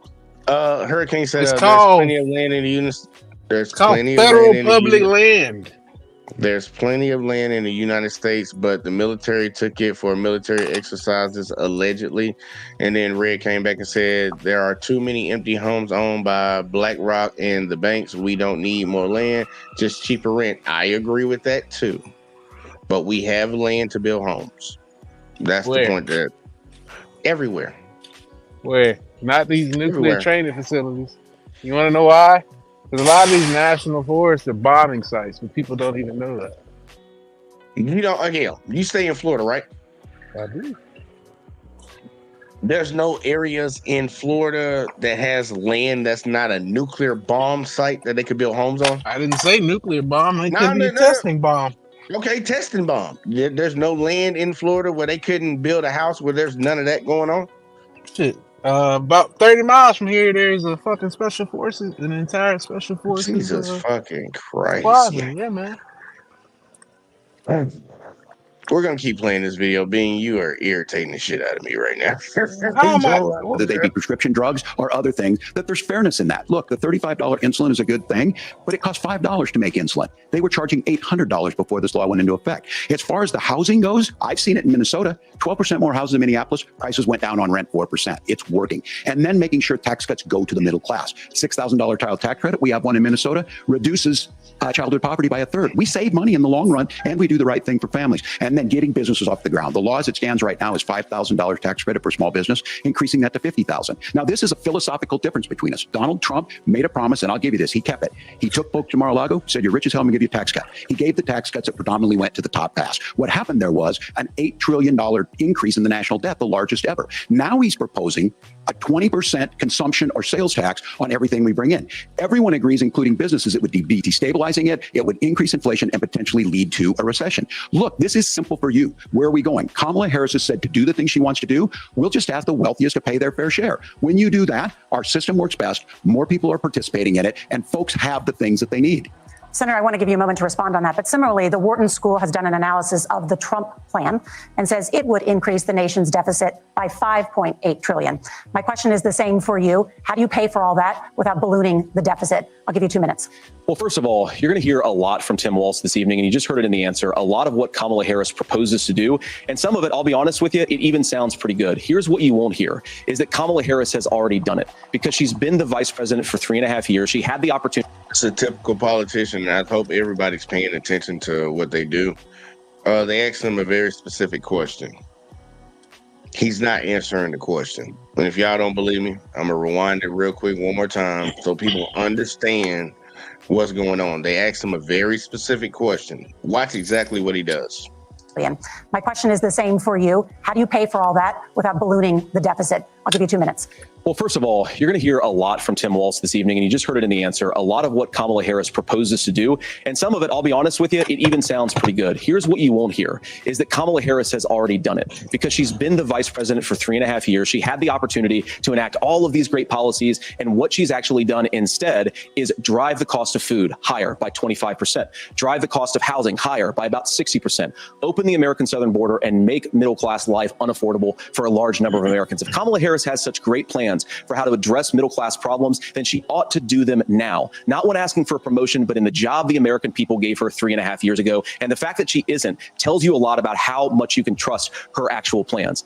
Now, Donald Trump's economic plan is not just a plan, but it's also a record. A lot of those same economists attack Donald Trump's plans, and they have PhDs, but they don't have common sense and they don't have wisdom, because Donald Trump's economic policies delivered the highest take-home pay in a generation in this country, 1.5% inflation, and to boot, peace and security all over the world. So when people say that Donald Trump's economic plan doesn't make sense, I say, look at the record. He delivered rising take-home pay for American workers. Now, Tim admirably admits that they want to undo the Trump tax cuts. But if you look at what was so different about Donald Trump's tax cuts, even from previous Republican tax cut plans, is that a lot of those resources went to giving more take-home pay to middle-class and working-class Americans. It was passed in 2017, and you saw an American economic boom unlike we've seen in a generation in this country. That is a record that I'm proud to run on, and we're going to get back to that common sense wisdom so that you can afford to live the American dream again. I know a lot of you are struggling. I know a lot of you are worried about paying the bills. It's going to stop when Donald Trump brings back common sense to this country. Governor, do you want to respond to that? What has Kamala Harris done for the middle class? Yeah, well, Kamala Harris's day one was Donald Trump's failure on COVID that led to the collapse of the economy. We were already before COVID in a manufacturing recession, but 10 million people out of work, largest percentage since the Great Depression. 9 million jobs closed on that. That was day one, whether it was the Infrastructure Act or other things we moved. Now, you made a question about experts, said this. I've made a note of this. Economists can't be trusted. Science can't be trusted. National security folks can't be trusted. Look, if you're going to be president, you don't have all the answers. Donald Trump believes he does. My pro tip of the day is this. If you need heart surgery, listen to the people at the Mayo Clinic in Rochester, Minnesota, not Donald Trump. And the same thing goes with this. And I ask you out there, teachers, nurses, truck drivers, whatever, how is it fair that you're paying your taxes every year and Donald Trump hasn't paid any federal tax in the last 15 years, and the last year as president? That's what's wrong with the system. There's a way around it, and he's bragged about that. We're just asking for fairness in it, and that's all you want. You have a minute. Governor, you say trust the experts, but those same experts for 40 years said that if we shipped our manufacturing base off to China, we'd get cheaper goods. They lied about that. They said if we shipped our industrial base off to other countries, to Mexico and elsewhere, it would make the middle class stronger. They were wrong about that. They were wrong about the idea that if we made America less self-reliant, less productive in our own nation, that it would somehow make us better off, and they were wrong about it. And for the first time in a generation, Donald Trump had the wisdom and the courage to say to that bipartisan consensus, we're not doing it anymore. We're bringing bringing American manufacturing back. We're unleashing American energy. We're going to make more of our own stuff. And this isn't just an economic issue. I mean, I've got 3 beautiful little kids at home, 7, 4, and 2, and I love them very much, and I hope they're in bed right now. But look, so many of the drugs, the pharmaceuticals that we put in the bodies of our children are manufactured by nations that hate us. This has to stop, and we're not going to stop it by listening to experts. We're going to stop it by listening to common sense wisdom, which is what Donald Trump governed on. Senator, your time is up. Governor Walz, can you address that? I mean, voters say they trust Donald Trump on the economy more. Why? Go ahead, B. Oh, no. You're not going to do that to me. No. No, you said you. I thought you were about to say something. Yeah. Do you not agree with what he said? I don't know who he was blaming. The experts that he was speaking of are dead and gone. Well, think about it. Who's in office right now, buddy? No, you heard what he said. He said the experts that put us in the Industrial Revolution, the outsourced jobs, those people are dead and gone. So he's saying because those guys were wrong, I guess in a sense, because Americans did get cheaper goods. So I don't know how they were wrong about that, but they outsourced a lot of jobs and didn't care about the consequences of it. How are you going to contribute that to the new experts now? We're doomed, buddy. I'm just saying, explain that. I'm not going to trust the experts of today because the experts 100 years ago were wrong about something. What kind of logic is that? I'm not going to trust the experts of the day because the experts of the day wanted you to get the JAB, and you see what happened with that. Hey, look, I don't want to get into a COVID conversation, but I also remember a president saying that you can just insert bleach into your skin and it'll be okay. I also know the same motherfucker that said this shit wasn't a real thing. I'd rather trust an expert that's actually look. My state didn't shut down. My state didn't shut down. I'm fine. My state didn't close. I never stopped working. That's fine and dandy. But I would trust an expert over somebody that has no knowledge on what the fuck they're speaking about. I don't even get that. Like, what? What are we talking about? You gonna trust just Joe Blow off the street? Oh, hey, my bad. He's a multi-billionaire in real estate. So I'm gonna trust him when it comes to medical issues. What are you talking about? I'll trust an expert before I trust him. I mean, you trust the foreman, don't you? You're trusting a billionaire in real estate over a doctor. You trust the guy that told you to rub some dirt in a level 2 wound. Jesus Christ. You trusted a guy that pulled your fucking wisdom teeth and gave you some aspirin and told you to be okay. You had nerves and shit hanging out. Come on now. Let's talk about trust and being naive when you're young. We're all young once. Even this country is young. This makes absolutely no sense right now, y'all. I'm just being honest with you. I'm gonna read some of these comments and then go back to the video. See, Red said the TDS is strong with this one, and Hurricane said I'd rather trust Chuck Norris. All right now, and then Red said I trust a crackhead before a self-proclaimed expert. Okay, let's keep going. What's the TDS? Say it again. What was the TDS? Red had to put it down there for you. You want billionaires to get tax cuts. You heard what the numbers were. Look, I'm a union guy on this. I'm not a guy who wanted to ship things overseas, but I understand that, look, we produce soybeans and corn. We need to have fair trading partners. That's something that we believe in. I think the thing that most concerns me on this is Donald Trump was the guy who created the largest trade deficit in American history with China. So the rhetoric is good. Much of what the senator said right there, I'm in agreement with him on this. I watched it happen too. I watched it to my communities, and we talked about that. But we had people undercutting the right to collectively bargain. We had right to work states made it more difficult. We had companies that were willing to ship it over, and we saw people profit. Folks that are venture capital in some cases, putting money into companies that were overseas. We're in agreement that we bring those home. The issue is Donald Trump is talking about it. Kamala Harris has a record 250,000 more manufacturing jobs just out of the IRA. May I respond to that? Yes. So appreciate that. So if you notice what Governor Walz just did is he said, first of all, Donald Trump has to listen to the experts. And then when he acknowledged that the experts screwed up, he said, well, Donald Trump didn't do nearly as good of a job as the statistics that's a gross show that he generalization. did. So what Tim Walz is doing, and I honestly, Tim, I think you got a tough job here because you've got to play whack-a-mole. You've got to pretend that Donald Trump didn't deliver rising take-home pay, which of course he did. You've got to pretend that Donald Trump didn't deliver lower inflation, which of course he did. And then you simultaneously got to defend Kamala Harris's atrocious economic record, which has made gas, groceries, and housing unaffordable for American citizens. I was raised by a woman who would sometimes go into medical debt so that she could put food on the table in our household. I know what it's like to not be able to afford the things that you need to afford. We can do so much better. To all of you watching, we can get back to an America that's affordable again. We just got to get back to common sense economic principles. I hope we have a conversation on healthcare then. Senator, Governor. Please. Thank you. Margaret? We have a lot to get to ahead, gentlemen, on many topics. But right now, I want to talk about personal qualifications. The vice president is often the last voice the president hears before making consequential decisions. We want to ask you about your leadership qualities. Governor Walz, you said you were in Hong Kong during the deadly Tiananmen Square protests in the spring of 1989. But Minnesota Public Radio and other media outlets are reporting that you actually didn't travel to Asia until August of that year. Can you explain that discrepancy? Yeah, well, and to the folks out there who didn't get at the top of this, look, I grew up in small rural Nebraska, town of 400, town that you rode your bike with your buddies till the streetlights come on, and I'm proud of that service. I joined the National Guard at 17, worked on family farms, and then I used the GI Bill to become a teacher, passionate about it, a young teacher.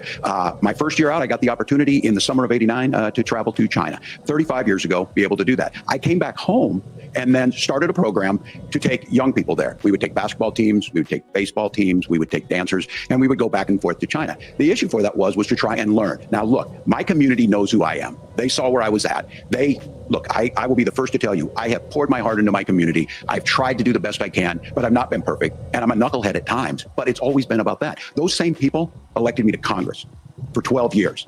And in Congress, I was one of the most bipartisan people, working on things like farm bills that we got done, working on veterans benefits. And then the people of Minnesota were able to elect me to governor twice. So look, my commitment has been from the beginning to make sure that I'm there for the people, to make sure that I get this right. I will say more than anything, many times I will talk a lot. I will get caught up in the rhetoric. But being there, the impact it made, the difference it made in my life, I learned a lot about China. I hear the critiques of this. I would make the case that Donald Trump should have come on one of those trips with us. I guarantee you he wouldn't be praising Xi Jinping about COVID. And I guarantee you he wouldn't start a trade war that he ends up losing. So this is about trying to understand the world. It's about trying to do the best you can for your community. And then it's putting yourself out there and letting your folks understand what it is. My commitment, whether it be through teaching, which I was good at, or whether it was being a good soldier or was being a good member of Congress, those are the things that I think are the values that people care about. All right, so pretty much he didn't answer the question at all about him not being there when he said he was there. But we have Uncanny up in the building. Sir, Uncanny, what's going on, man? Hello? Hello? How you doing, Jay? You know, like you. How you doing, fellow Riddler? Another night, Joker. I see you holding it down for me, messing with Jay and shit. Of course. His other anti-villain is in the fucking chat, but he doesn't want to talk about it. Yeah, I'm trying to figure out where Red at, man. I ain't reading. I'm driving, so. Oh, I'm not gonna lie to you, Riddler. If anybody can piss off Jay, it's that guy. But Uncanny has one question. Ever since 2001, 2001, I'm sorry, since the September 11 attacks, God, rest in peace to those people. There has always been one question that we need to ask ourselves in a time of political debates and all that shit. Where is Ja? Where's Ja? Where is Ja? Where is Ja Rule when we need him to help us? He's with his boyfriend somewhere, I'm sure. Where's Ja Rule at? We need Ja Rule for these answers. Ja Rule is with his boyfriend somewhere now. Ja Rule's gay? Look. We not going into beans conspiracies. Ain't no conspiracy. We need to stop doing that, man. Ain't no conspiracy. Ja Rule came out. What are you talking about? I want everybody to understand, because I don't think Bean knows how this social media shit works. We do not make claims like that. Allegations. everything that comes out of Bean's mouth is all his and his only. It has Allegedly. nothing to do. It has nothing to do with the network. It's all Bean. I've been trying my best to regulate this shit tonight. That is his thoughts. That is his beliefs. It has nothing to do with anything. Allegedly. Those are my Allegedly, beliefs. Ja Rule's Shit. gay. But where is he? Where is Ja when we need him? Allegedly, after the fireman thing, he you know, the concert that failed. Allegedly he came out.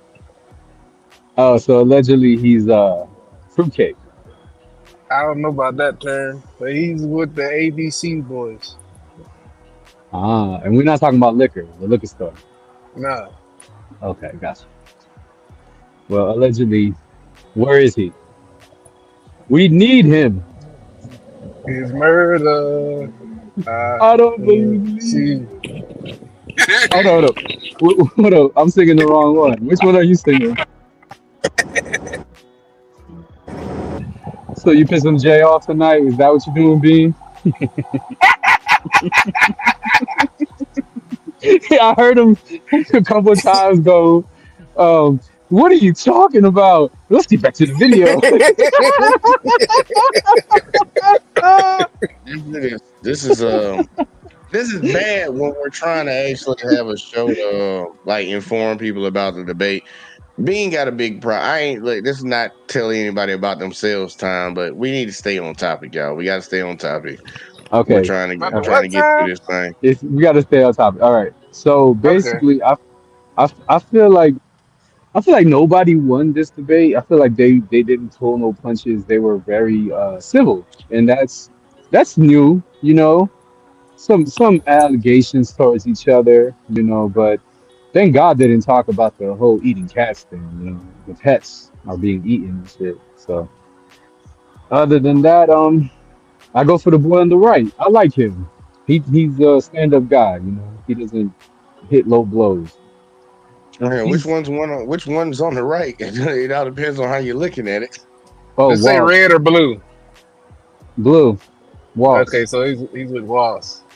Yeah, I mean, I'm in Ohio, so I actually know more about JD Vance, but I don't give a fuck about him. But Waltz, he seems like a good American boy, you know, like Superman or something.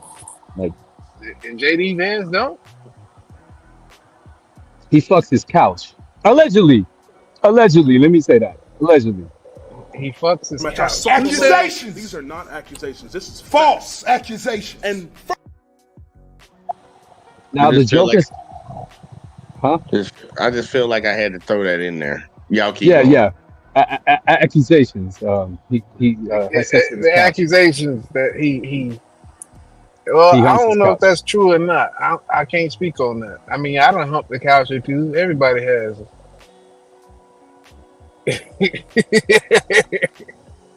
You get drunk enough, you can do anything.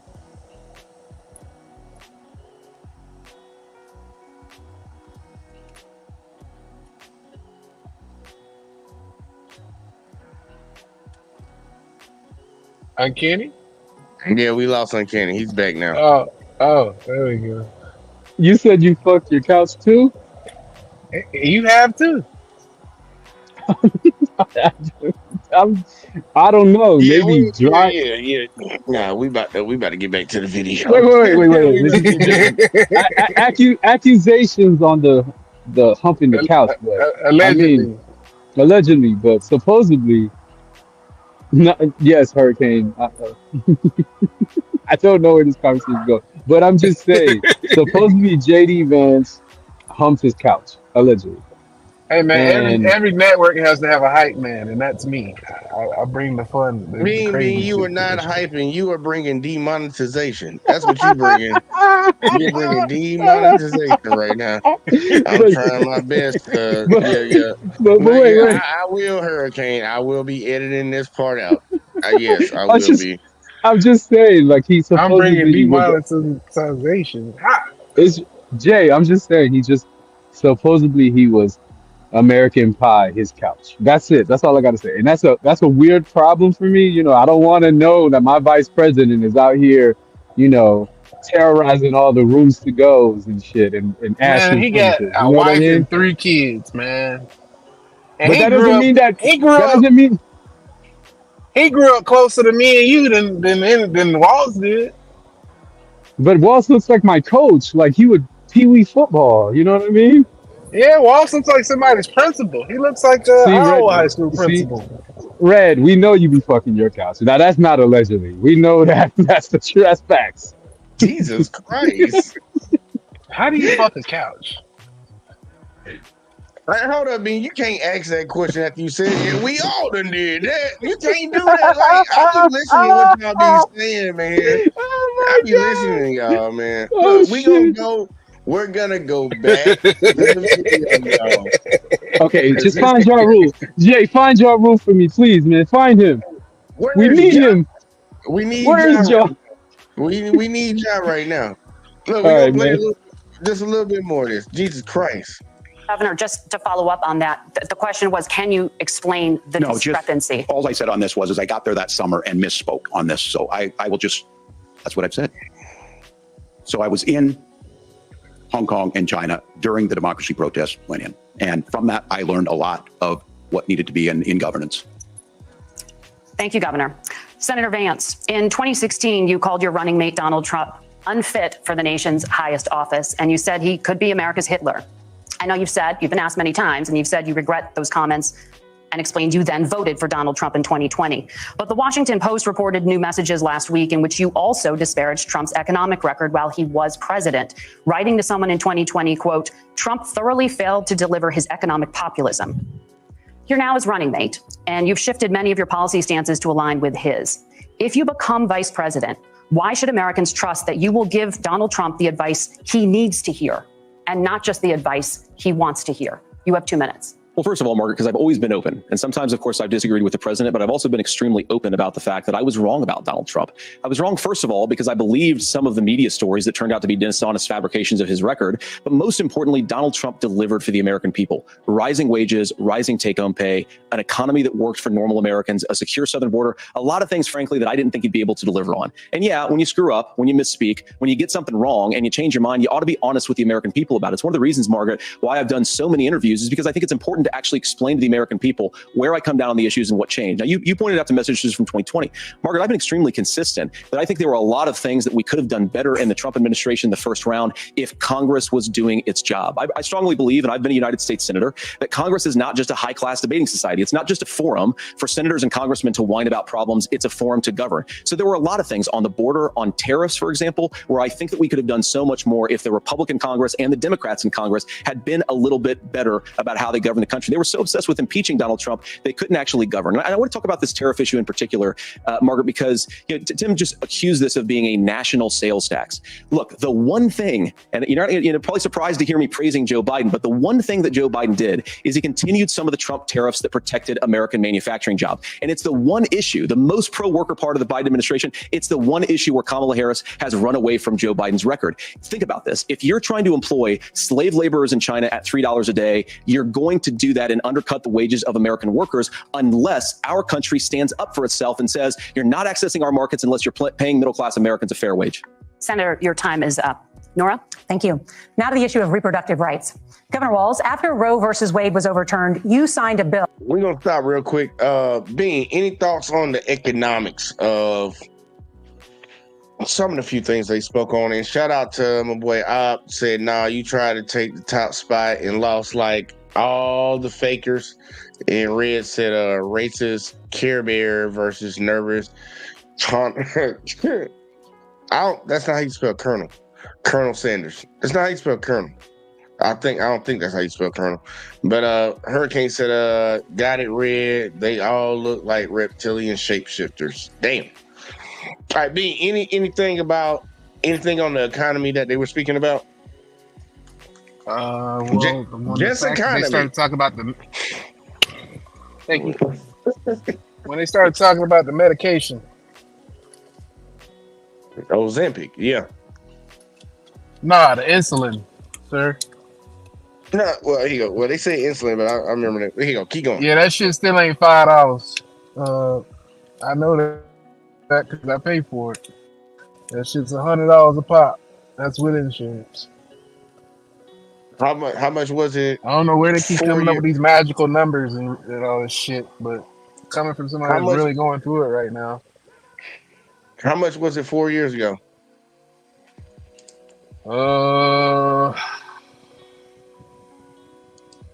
Better insurance, or I guess the rates are better. I used to get 5 valves for $30. 5 valves for $30, and now you get 1 valve for $100. 5 for $100. 5 for $100. All right, keep going. You said what were you taking? Insulin? Yeah. All right, keep going. Son, he used to ride the bus with me when I used to take it.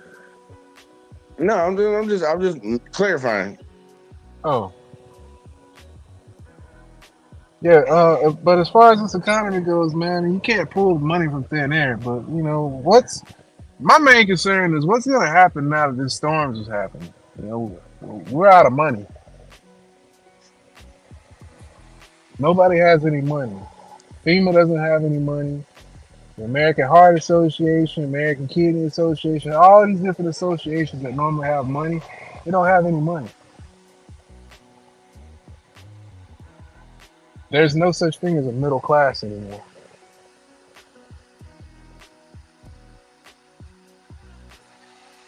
Okay. Keep going. I'm listening. No, I'm just saying. I'm just trying to explain that, bro. There's no such thing as a middle class anymore. It's either you rich or you're poor, bro. Like, there's no. The economy's gone. That's just what it is, man. Oh, I agree. And when he was talking about we can still fix it, how are we gonna fix it? Fix it with what? Where's this money gonna come from? You know, you can't. What is it? 100 trillion right now? 100 trillion what? 400 trillion in debt? Oh yeah, the debt's pretty big, man. Your boy, I think that you leaning towards put a lot on it in 4 years. Almost Yeah, I was gonna say you're not as gonna fix that in 4 years, brother. No, I'm just saying, like, he put a lot in 4 years that most presidents didn't put in 8. And he's gonna do it again. I can guarantee that. That man know how to spend money. Yeah. Thank you too. This man out here getting food and shit, y'all, during the middle of a live stream. I bet he went to Insomnia Cookie or some shit like that. Well, he How can't you eat sweets knew? like that. Oh, you went How to you Insomnia knew? Cookie for real? Yes, I did. So you ain't supposed to be eating sweets, man. Hey, man, pregnant wife at home, man. Jesus Christ! No, Lord. Red velvet cookies. Gotta get the red This velvets, is baby. terrible. Jesus, Lord, Happy help wife. me, please. Happy wife, happy life. And guess Yeah, what? that's it. The light was on. I say this, like, we need to change this. You need to change that topic. Happy wife, lose your life, because you ain't supposed to be around them all them sweets and shit. But you know that. But I ain't gonna tell you. Oh no, See, man, I ain't deadly, man. I ain't crazy. man, you gonna diddle it in one of them bags and try one of them cookies out. I know you is. Don't do it. Don't do Nah, it. man. I'm good, man. I got my own thing going. You know what I'm saying? All right. I hope and pray. Well, look, we gonna keep playing the video. Look, we already coming up on 2 hours. I normally try to do these 2 hours. I'm gonna play a little bit more. Y'all, I dropped the link in there before. I'll drop it again one more last time. And if anybody want to join up, we're gonna end probably at 2.5 hours. So that's pretty much 34 more minutes. Let's keep going. Into law that made Minnesota one of the least restrictive states in the nation when it comes to abortion. Former President Trump said in the last debate that you believe abortion, quote, in the 9th month is absolutely fine. Yes or no? Is that what you support? I'll give you 2 minutes. That's not what the bill says. But look, this issue is what's on everyone's mind. Donald Trump put this all into motion. He brags about how great it was that he put the judges in and overturned Roe versus Wade, 52 years of personal autonomy. And then he tells us, oh, you send it to the states. It's a beautiful thing. Amanda Zaworski would disagree with you on it's a beautiful thing. A young bride in Texas waiting for their child at 18 weeks, she has a complication, a tear in the membrane, she needs to go in. The medical care at that point needs to be decided by the doctor. And that would have been an abortion. But in Texas, that would have put them in legal jeopardy. She went home, got sepsis, nearly dies, and now she may have difficulty having children. Or in Kentucky, Hadley Duvall, a 12-year-old child raped and impregnated by her stepfather.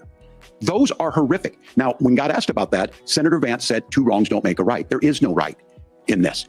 So in Minnesota, what we did was restore Roe versus Wade. We made sure that we put women in charge of their health care. But look, this is not where, if you don't know Amanda or a Hadley, you soon will. Their Project 2025 is going to have a registry of pregnancies. It's going to make it more difficult, if not impossible, to get contraception and limit access, if not eliminate access to infertility treatments. For so many of you out there listening, me included, infertility treatments are why I have a child.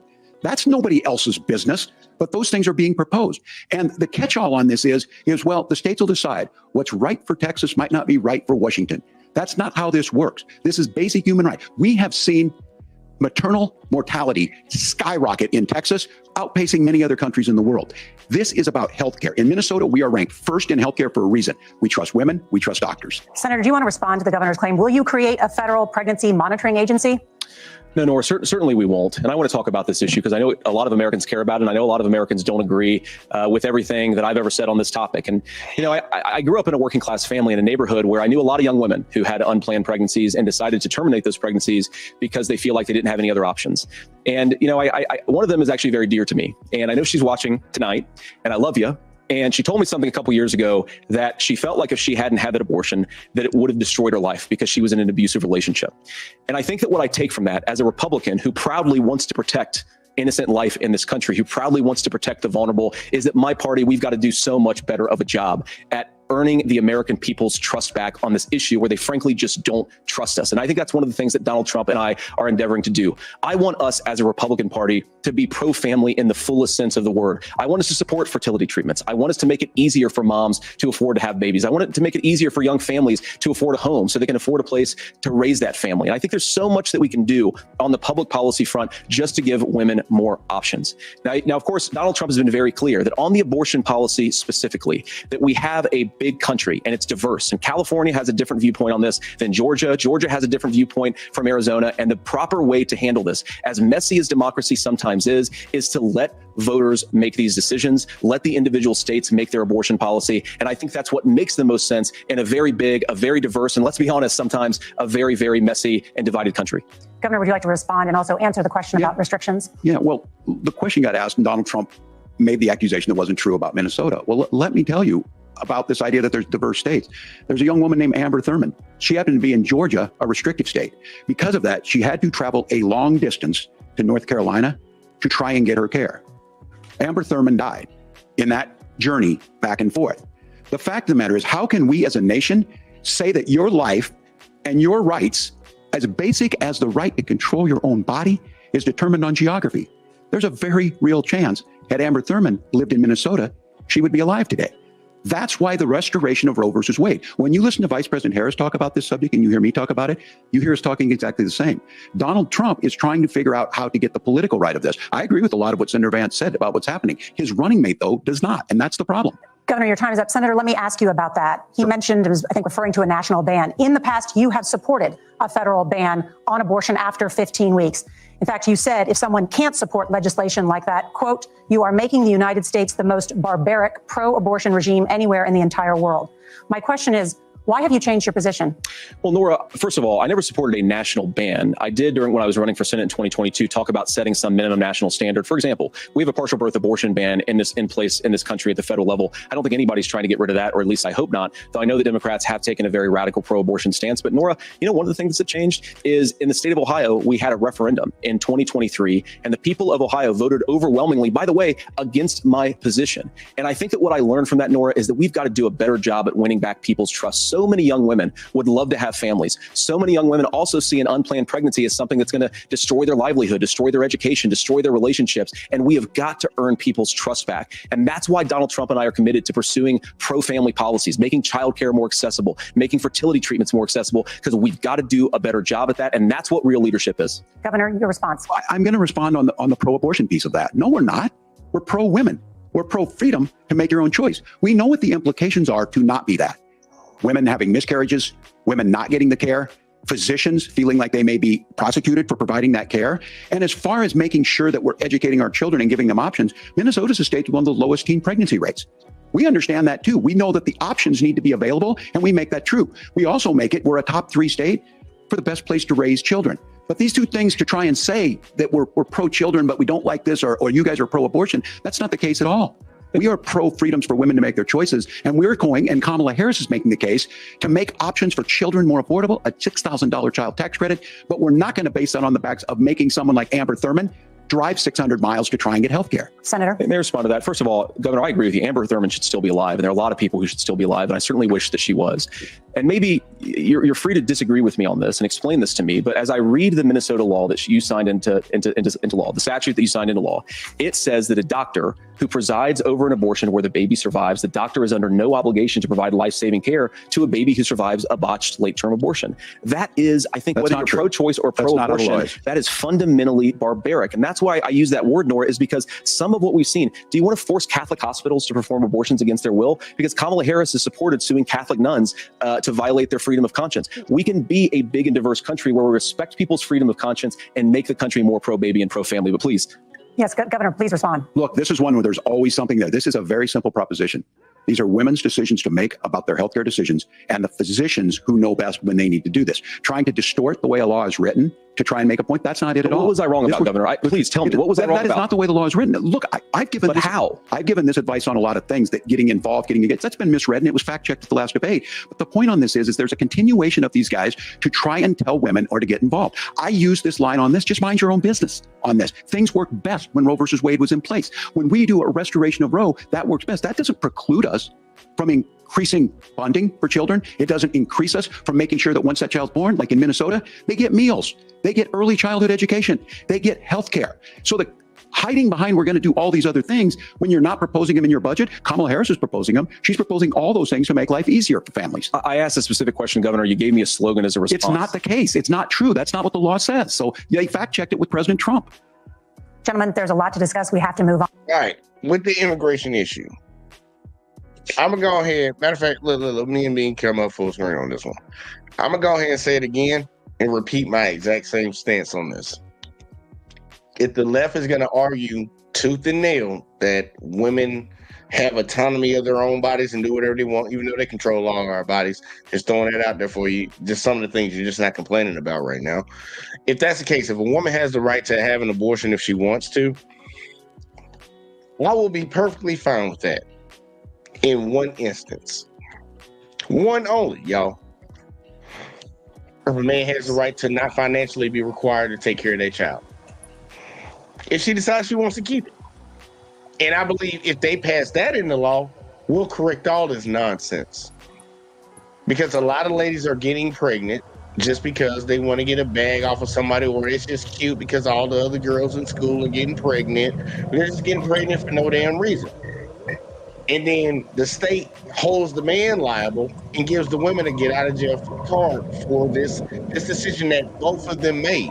One person is held responsible and another person is not. One person is held accountable financially and another person is not. So if they want to get to that point of saying like, hey, yeah, you can have all the abortions you want, whenever you want, however you want to do it. It doesn't matter what the man says, all that whoop, go ahead and do it. But also, if you decide you want to have that baby, the man on the other side has the ability to say, yeah, well, guess what? I don't want to pay child support. I don't want to be in that child's life. And guess what? You can't do nothing to me legally. I believe a lot of ladies wouldn't get pregnant. But when there's a safety net, a get out of jail free card, I can't agree with these policies. I can't. I believe there should be some responsibility and some accountability applied to this. If you open up your legs and got pregnant, you can't get an abortion unless you got consent from both people, the man and the woman. Not just because the woman feels some type of way. Now, if it's a medical issue, I'm 100% behind you. The doctor's going to tell you what you need to do. That's going to be in the best interest of you. 2010. Hold up, Pete. Hold up. If it's going to be in the best interest of you and the kid, and you got to have it. I got you. But there should be a conversation between the man and the woman, and they both need to agree if this is going to happen. Otherwise, you need to change the law. I can't get behind that. And let's see, we got Bean. You wanted to say something. I'm going to go to Red, and then we got Miss Jackson in here, too. Bean, go ahead. You go first. In 2010, you had Planned Parenthood. In 2000, you had Planned Parenthood. Bean, you breaking up. You breaking up. It sounded like you was going through a disconnected area. Say something again.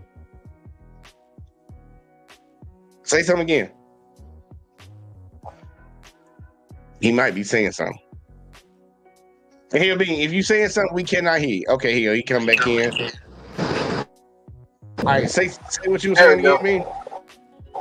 Yeah, you go. Planned Parenthood back in 2010. I saw this for an example. Okay, there were, I'll say the university, several females who attended Troy University that it was just common knowledge and word around campus is that they were known for aborting babies.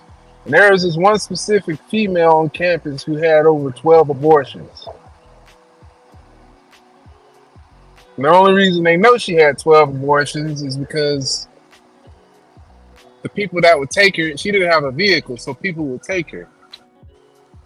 So that's one reason why I don't support that whole just aborting baby thing. I'm not with that. Tell me your stance on it, because I gave mine, and I think it'd be good for everybody to Now, understand. the only way you should be able to abort a baby is if it's for a health reason or the R word. All right. I'm not gonna hold you on that. And we got Miss Jackson up in here. Miss Jackson, you're gonna have to unmute yourself. I had to mute you because you know you get the background sound. But go ahead. Reed, come back in here just like that. But yeah, Miss Jackson, unmute yourself real quick. Give me your thoughts so far, especially on the abortion part. All right, just jumping in on the tail. Well, first of all, I would like to address the overall debate last night. I watched it. And I believe, okay, so from all our worldwide nation main news channels aired it. So we got, ABC worldwide, CNN, CBS, NBC, and so forth.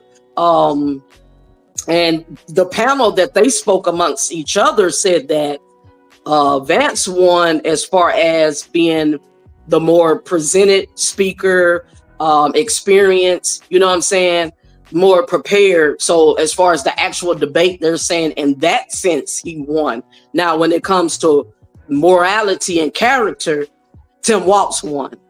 At the end of the day, he put it out there Tim Walz put it out there what the policy is and what bills that she will sign, where the parties from Vance, basically you told lies, and he ducked and dodged a lot of the questions and stuff, and didn't really clearly or straightforward answer them.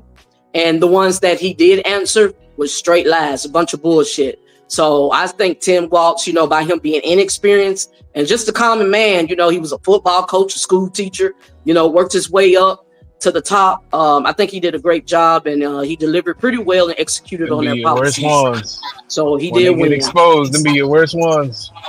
All right. Well, here we go. We're gonna keep going. We're gonna keep moving. We got Red up in the building. Red, you still there? Yeah, can you hear me all right? Yeah, man, you ain't got your logo and none of that shit, man. You need to just come on camera. But give me your thoughts so far. Well, on this topic, the abortion thing, I'm in agreement with you, of course. However, I think a lot of it comes down to what's getting done at the back end. I feel like a lot of hospitals are making a lot of money. A lot of these clinics are making money. And maybe some organs might be being sold, and organs are very valuable. So this veneer of, it's women's freedom, it's women's choices. It's such clear propaganda at this point. I'm just sick of it. No, look, I agree with you. Look, I believe that. Look, I don't know if a lot of people know, but a lot of the medicines that we take, especially life-saving medicines, are made from the embryo, not the embryo, but the sac of the baby. Regardless of whether they want to know. Yeah, and then you got the plasma, and then you got the whole adrenochrome thing. Yeah. A lot of like, look, there's a lot of dirty things that go on. Like, if people really knew what a hot dog was made out of, I don't know if many people would eat a hot dog. That's what we're getting at right now. But I truly believe when it comes 1% to human flesh. you really want to get to the point. Being good God Almighty, Jesus Christ. But look, glizzy. Look, to the point that I think we're most of, well, at least me and Red are trying to get at is, we need to make this situation fair. If women want to be able to do whatever they want to do, if it comes down to them getting pregnant, then men should have an option on the backside too. Because if we really want to make it fair on the very beginning, on the very front end, they both had a decision to make, whether to protect themselves when they were going to engage in whatever act they were going to do. So if they want to have carte blanche, women can go get abortions whenever they want. They should have carte blanche. A man can decide that he doesn't want any financial responsibility. And I believe that would correct the issue. But right now, I think we have a safety net that allows people to do certain things to pretty much. You basically trying to put a check box on a pack of condoms. You want to put a contract on a box of condoms, basically. I find it funny how the moderator slipped in the fact that, JD Vance, you would sign a law that would make America the most brutal anti-abortion law country in the world. And I'm like, in the world? The rest of the world doesn't even have this issue.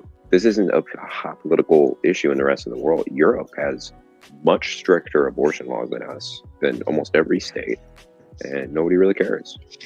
I think what she was trying to insinuate is that under what JD Vance actually wants, if you actually look into him, JD Vance wants no abortions at all for any reason.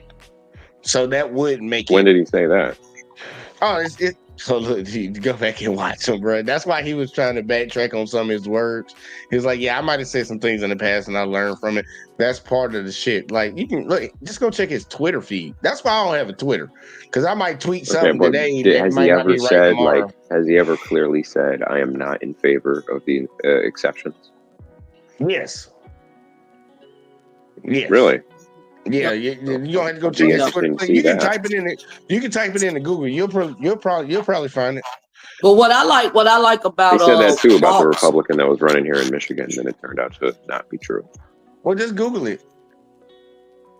Well, what I like about Walt's theory is they're not forcing it. Okay, they're just placing a law that, people have their faith and their morality and their personal beliefs, of why they believe is not right, or they choose not to do that. A lot of women. So it's not forcing the law. There is giving a person an option that if they choose to, they have the free will or the right to do so for whatever reasons. So what I like about him is not a forced act. It's just, you have that option. Well, and I'm with you, because that's really what the argument is about. It's a religious argument. I am somebody that believes in a higher power. I think most of us believe in a higher power. I know people that aren't religious that are on the same side. I think it's a moral argument. That's fine. I'm saying that's fine, but majority of the time it's a religious argument. That's what the basis, where the nexus of where it's coming from. And the religion informs morality. Yeah, it does. It does inform a lot of the morality in society. But the one problem that I have is, in this country, just because I believe something as my faith, it shouldn't be legal to enforce it on other people. It should be a consensus in this country, because this country is supposedly a melting pot. We have people of all different religions, all different backgrounds, all different beliefs, and we should come together and form something that could work for all of us. Just because we have one group that says, well, I'm Christian and you ain't supposed to do this, and for somebody that is religious, well, not religious, but I believe in a higher power. I don't want to claim none of them. I don't believe they should have the right to enforce their beliefs on other people. And then on top of that, for their own book to say not to do that. America's not a Christian nation. It's not. It's not a holy nation. So don't try to, like, this country cannot try to fall back, or at least one group or a group of people try to fall back on, we're doing this because of religion, or we're doing this because it's the moral thing to do. This country does immoral shit all the fucking time. What do the majority of Americans agree on? And if they agree on that, then fine and dandy. Fine and dandy, let that be the law, but that's how the law should be. So if women are like 51% of the voting population and they vote to have all abortion legal whenever they want, 9th month, post-birth, whatever, you'd be okay with that? We're going to have to convince some of the women to like not believe that. But the sad part is we got a lot of women that actually don't believe in that. We have more people that are not for carte blanche abortions than it is people that are for it. Exactly, because the only policy that the Republican Party has is faith reasons. It's for spirituality or Christianity, saying it's the M word, you know, is M, is taking a life. So they're basing their policies and principles off of that and that alone, you know, not pertaining to, because I mean, the debate was good. They were civil, they was cordial, but they touched on different topics, and you have rare issues. You know, some people, one girl was raped by her stepfather. He impregnated her at 12 years old. You know, just different little ins and outs, and then the issue with the young girl, the Amber girl, who basically, if she had it, it was going to cost her a life if she didn't get one, and she ended up passing away because she couldn't get to a clinic in time. So, you know, it was, they touched on all different issues, but as far as Republicans go, it's just because they say it is not right spiritually or biblically.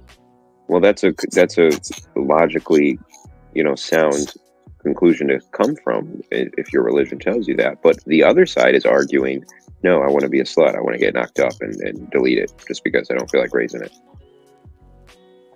No, Red, I'll tell you, you know, I don't agree with that logic, but if it was a law, I would have to go with it. I don't agree that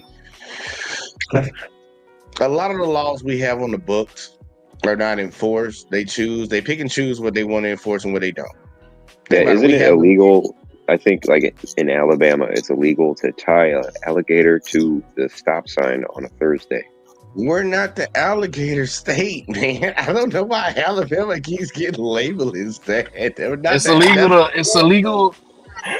illegal to hang clothes on Sunday in Alabama. It's also illegal to walk down the street with an ice cream cone in your pocket on Sunday as well. Okay, I want to know how that law got written. Was somebody like wilding out with ice cream dripping down their pants? Oh, Alabama's full of stupid ass laws like that, but every state is, bro. There's some dickhead somewhere who was bored one day and just wanted to be a douchebag, man. And time went on and people just forgot about it because it wasn't important. Like jaywalking. You have to jaywalk now. Look, picture it like the Trump tax cut. Like, look, we had a bill that was written to do the taxes, and at the last minute, it was like, oh, we're going to get it through, and everybody just ran there and started writing shit in. You got some dumbass laws that are written in every fucking state. Like, we had color code laws. I forget what they call where, you know, you couldn't be black and walking down a railroad at a certain period of time. It's a dumb law. Jim Crow. The government's too big. Legislature's too big. We should just delete it and start over. No, I agree. And we need to go to Hurricane's point. Viva Revolution. But I don't think a lot of people are actually ready for that. But we need to change a lot of things, and we need to actually really take control of the government that actually should be working for us and not the other way around. We have more Americans now afraid of their government than their government being afraid of them. And that's where you have displaced power, because the power lies. That's a problem. Yeah. It's a big fucking problem. And when it comes to these two vice presidential candidates, neither one of them are going to give us a solution to fix this problem, because it's status quo no matter what. One side is saying we're going to change some shit, even though there's a proven track record that, motherfucker, you did exactly what the fuck you said you wasn't going to do.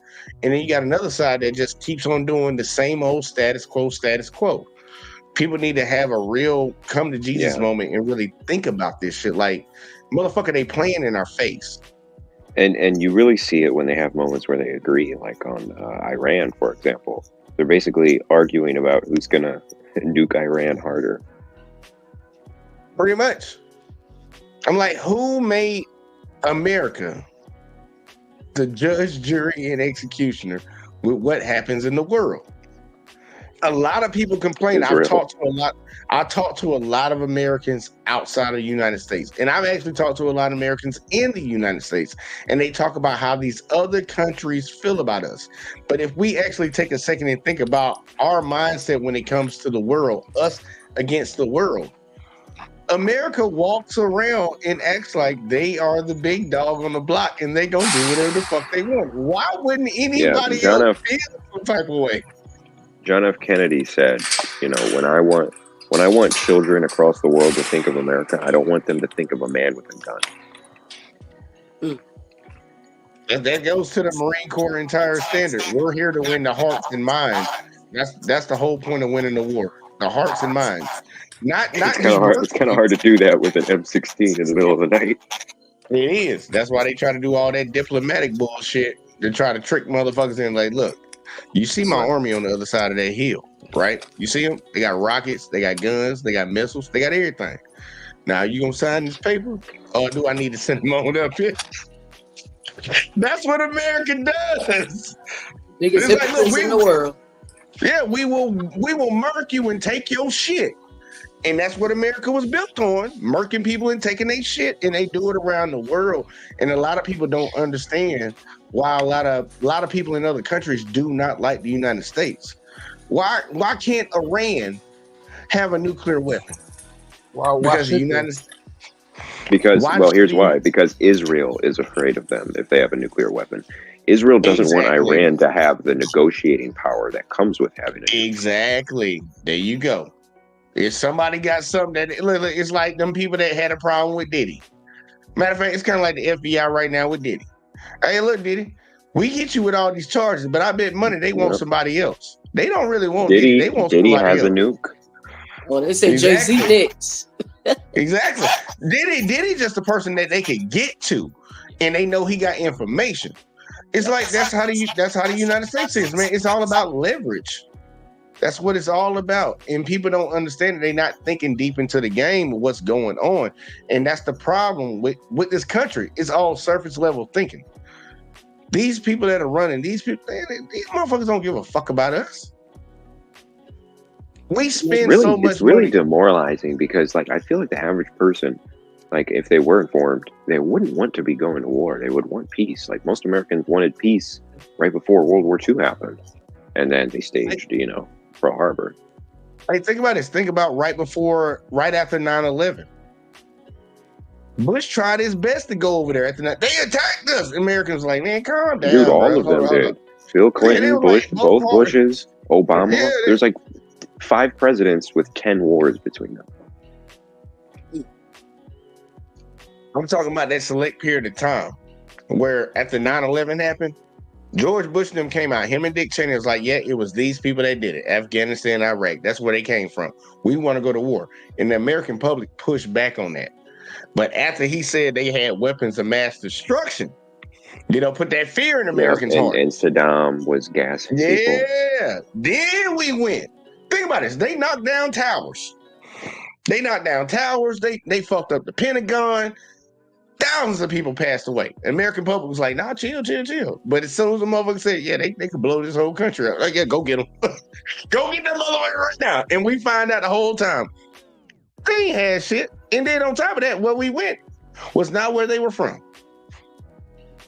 It's just a game that it was very convenient for that other country down there. Same thing with when they took out Gaddafi. Yeah. See, I got somebody up here thinking. They seeing. Yeah, when they took out Gaddafi, that was like the end of the Middle East. And then they saying, God we trust. It's lying in your face, and everybody holding that shit in their pocket. Gaddafi was one of the main people who held it down over there. He was creating like an African central bank, but we can't have that. No. Did you guys Free see healthcare, free education, all what's that. his name? Josh Shapiro. He was in Pennsylvania last week signing bombs that were going to Ukraine, like with a smile on his face, autographing bombs that are probably going to be, chopping up 18-year-old kids. I mean, think about this. That's the hypocrisy of, and both parties are with it. They got, mainly to the Republican Party that I'm gonna focus on right now. They care about a life. You care about a life inside of a woman's body, but you don't care about a life after it gets outside of it, because they're the number one warmongers in the United States. Come on now. Like, I'm like, let's think about that shit. And Democrats, look, they ain't gonna hold their tongue on this. They ain't gonna hide their hand on it, because Well, they they're be right there with more them. for war now. Like Trump I is like- actually they be dialed right there back, with him. even from Republicans. That's why George Bush and Dick Cheney don't support Trump, because he says, I want to end the war, and they're like, oh, does that mean you want this guy to win? And he's like, no, I want to end the war. And Trump ain't trying to we end can't no have that. goddamn war, man. He just talk. Man, look, come on, man. He didn't have He it. talking about inciting He didn't war. start any. Red, by now, you gotta know that man just talking, bro. You know that man just talking, bro. 4 years, he didn't start any. He look. Thank God. Thank No, God but he didn't did start drop a any. Moab. Look, he Yeah, did a lot he of dropped the talking. Moab and killed some of money. Look, I'm not gonna hold it when it comes to like war and shit. Honestly, that's not my problem, because I'm not gonna be somebody that's called up for that shit. But I do not want to. I got one more year and I can chill, and I'll be 25. Now you still always gonna be get caught, man. Look, if you never served, you might want to read them goddamn. Dude, I just read. They just why Jay changed the laughing. draft laws. They I don't changed know them why in Jay laughing. 39 states. So You a I prior just learned service. this. If you get I a did driver's my license contract. in Michigan, you are automatically put into the selective service without even knowing about it. Yeah, most people are. That's how it is in most states. For men. That's Make sure fucked up. I clear Unless that you're up. the firstborn, the firstborn or secondborn, some shit like that. If the firstborn is already enlisted, Wait, so am I good? No, you're not. Yeah, but I'm a firstborn. You're not good. You're not good. You're gonna definitely they changed the law. If it ever comes down to it, In just World War be ready. II, it was the firstborn. They changed that when they just redacted that. A couple months ago, a year ago. Yeah, it's just straight up conscription Now across it's the board. If you all have not board. served this country, you are on the board for being able to be drafted. And the sad part is, the people like me that have actually already served, they're probably be the first ones that they'll come Yeah, forward. you're in the top tier. People who are prior Yeah, service, they'll try to Yeah, come they first. don't want to train us lazy smoking Zoomers. Oh no! They're gonna do y'all too. Just throwing it out there. They can do multiple things at the same time. What's the age limit now? The age limit, because I remember back in 18 to 25. 08, yeah, 08, they were saying up to 30. That's for the draft. But if they actually did look, I'm trying to tell you, overnight, just like how they did with the Asian hate crime bill, nobody is safe. Like, man, you might be lucky. They probably just adopt what Ukraine did. Yeah, Ukraine had those laws too, and then when they got invaded, everything changed, and they just started dragging people out the house. Grabbing people out the house. They was like 60-year-old men, women. Yeah, that was their age limit, 18 to 60. The United States, look, we saw how they did it with the Asian hate crime bill. They got that shit. We talk about government not working. When they want to get something done, they do it just like that. And when they want to fight a war, they got all the money and resources and experts. All the money, all the effort. We making government move right now. That's gonna happen. So that's why they try to make everything a war in the propaganda. It's a war on crime, a war on poverty, a war on drugs. Don't forget about the BRICS nations and the currency flip that's about to happen. It's already occurring. Oh, look, just I want everybody to understand this, and this is the point of covering this debate. None of these motherfuckers give a fuck about you. So when any of us have an allegiance to one side or the other, just understand you're giving yourself a thumbs up while sticking a thumb up your butt on the back end. That's all you're doing. Because you might get something, some feeling, some idea of something that you want, but I promise you, they're fucking you behind the next door. Just like when Trump said tax cuts, I'm gonna give y'all these tax cuts. They want to reform the tax cut plan right now because the corporation shit is still going on. Yours is done. The one they did for you as the American people, the average day worker, your shit's over with. But the corporations are still going on. They gave them a permanent tax cut, not you. You're getting fucked one way or another. Just like when the Democrats sit over here and talk about, yeah, we want women's rights, freedom for their body and shit. They're fucking a lot of the men that are in America, almost half of the population, because these men are going to be held liable for the bad decisions that him and that woman made. We gotta really look at this situation. You know what? We should start a coalition to where, like, the message is, I am for lenient abortion laws if and only if it comes with mandatory DNA tests at birth. I would be cool with that too, though. Like, that would be one step in the right direction, in my opinion. Like, let's say dudes can't just terminate their financial obligation, just mandate that paternity test. Because we got men that are paying child support for kids that are not. And then you have to change the laws and make it so that even though that fathers who are not biologically related don't have to pay child support, because there's non-biological fathers that still pay. I agree. I agree. The military will screw you like that. I know a couple guys who, I guess you can say, picked up a second child, to the spouse. And they were in the military. Well, the military still held them responsible for that child even after the divorce. You still pay after you, dude. Imagine going to Iraq, getting shot at, getting cheated on, getting a divorce, and then you have to pay. Yep. Yes, sir. That's a real scenario that really happened.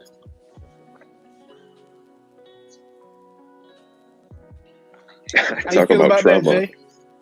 That's worse than getting like PTSD from war. He stepped out for a minute. Are we gonna watch any more of the debate? Nah, I think he's summing it up because he's been on for a minute, but they was near the end. You know what I'm saying? Pretty much. They had covered addressed most of the issues. Well, this is what I'm about to do, y'all. I'm gonna go around the panel real quick, and get everybody final thoughts on the debate. And then if anybody wants to join the after party, y'all know we chop it up in the back. I will drop the link one more time if y'all want to come up in there. But we're gonna go around the panel real quick. I'm gonna start off with Ms. Jackson. Final thoughts on the show and on the debate and everything. And if you got somewhere you want them to find you at, let them know where you want them to find you at.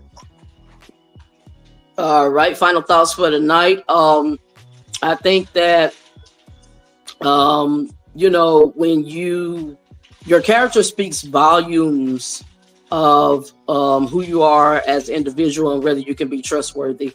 And so if you have a party that's dishonest, that's pretty much telling lies, it speaks volumes of your character. So policies is where it's at. Overall, like I said once before, my father had a talk with me, broke it down with me on independent party and our generation is at this moment in time in our life and in our nation. That's where it's at, independent party. So, but overall, the debate was decent, civilized. And I just say, again, everybody vote to do your part, what you can do to, hey, make a change and make that effect. And is there anywhere they can find you on social media if you want them to find you? And I'm working on it. Not at the moment. I'm working on it, and I would love to join the backstage tonight, but phone finna go dead. Put that thing on charge. All right. Now, next we're gonna go to Beans World, sir. Final thoughts on the show tonight. Yeah, it's just we're screwed regardless. I mean, I can't speak on what she just said as far as judging people off of their character based off of their political beliefs, because some people supported Hitler. and you know they're still walking around today. So you can't necessarily say just somebody's political beliefs, but at the same time, I'm not for nor against. I am pro woman, have the right to pick to choose what they do with their bodies. But at the same time, the only way you should be able to delete a baby is if it's that R word or if it's a health reason. And that's what I mean by the pick and choose with your body. As far as the economy goes, they can make promises on everything they want to, but it's already gone. It's too late. You know, we're so many hundreds of $1 trillion in debt. You're not gonna fix that in 4 years. But you gotta remember, if JD Vance and Trump win this election, you know, basically he's just springboarding for Vance to run the next, because Trump can't run another 4 years. So, but in closing, you'll find me on here, you know, amping this channel up, JVJ, the network, and that's all I have. All right. Next up and finally, Mr. Red Illusion, sir. Final thoughts. So analytically, you know, 90% of language is body language. I saw Vance. He looked pretty prepared. He looked pretty comfortable here. It was kind of like a Kennedy Nixon scenario. And Tim Walz was looking a little nervous. His eyes were bulging. Looked like he was sweating at one point. But I'm not a fan of this debate style format, like muting the mics, fact checking, and none of them are answering questions. It would be much better if it was like some Joe Rogan type shit and they're just sitting down talking to each other. But I'm Red Illusion. You can find me at that on YouTube, and Red Z Illusion on Instagram. All right, man. Y'all heard it here first. Look, man, my final thoughts on everything, man. Look, we're not here to tell you which side to vote for. We're not telling you which side to align yourself with. Just trying to give you information so you can open your mind up and think. Think for your goddamn self and stop letting these people that get on TV and on these debates or whatever try to warp you into believing a certain thing. Really listen to what they're saying. Pay attention to what's going on. Really compartmentalize what's important in your own personal life and what you actually truly care about, and stop using all these other things to just get your vote. Like be knowledgeable, y'all. That's all I can really tell you. Just be knowledgeable, and hopefully we can get to a better place. I can't change the world. Everybody ain't gonna make the boat. I don't think any of us can change everything that's going on here, but all we can do is try to help and put our little foot forward. And this is my way of trying to do it. But look, y'all, it's been fun. It's been great. I hope everybody that came in here hit that like button for your boy. I hope y'all subscribe. Y'all have not, man. Make sure y'all turn them notices on. Hit that button for all, so y'all know every time we dropping them, and we doing it every night. But and share the videos too. Share the videos. Facebook, TikTok, whatever the fuck y'all like to get on. I don't know what y'all be on, man. I don't be on that shit. I just be right over here. But yeah, share the videos so we all can then let the people see what we got going on around here. But we're gonna be back here again, y'all. You want to join the after party, hit the after party button. But we're up out of here. We'll catch y'all in the next one as always, man. Peace. Peace.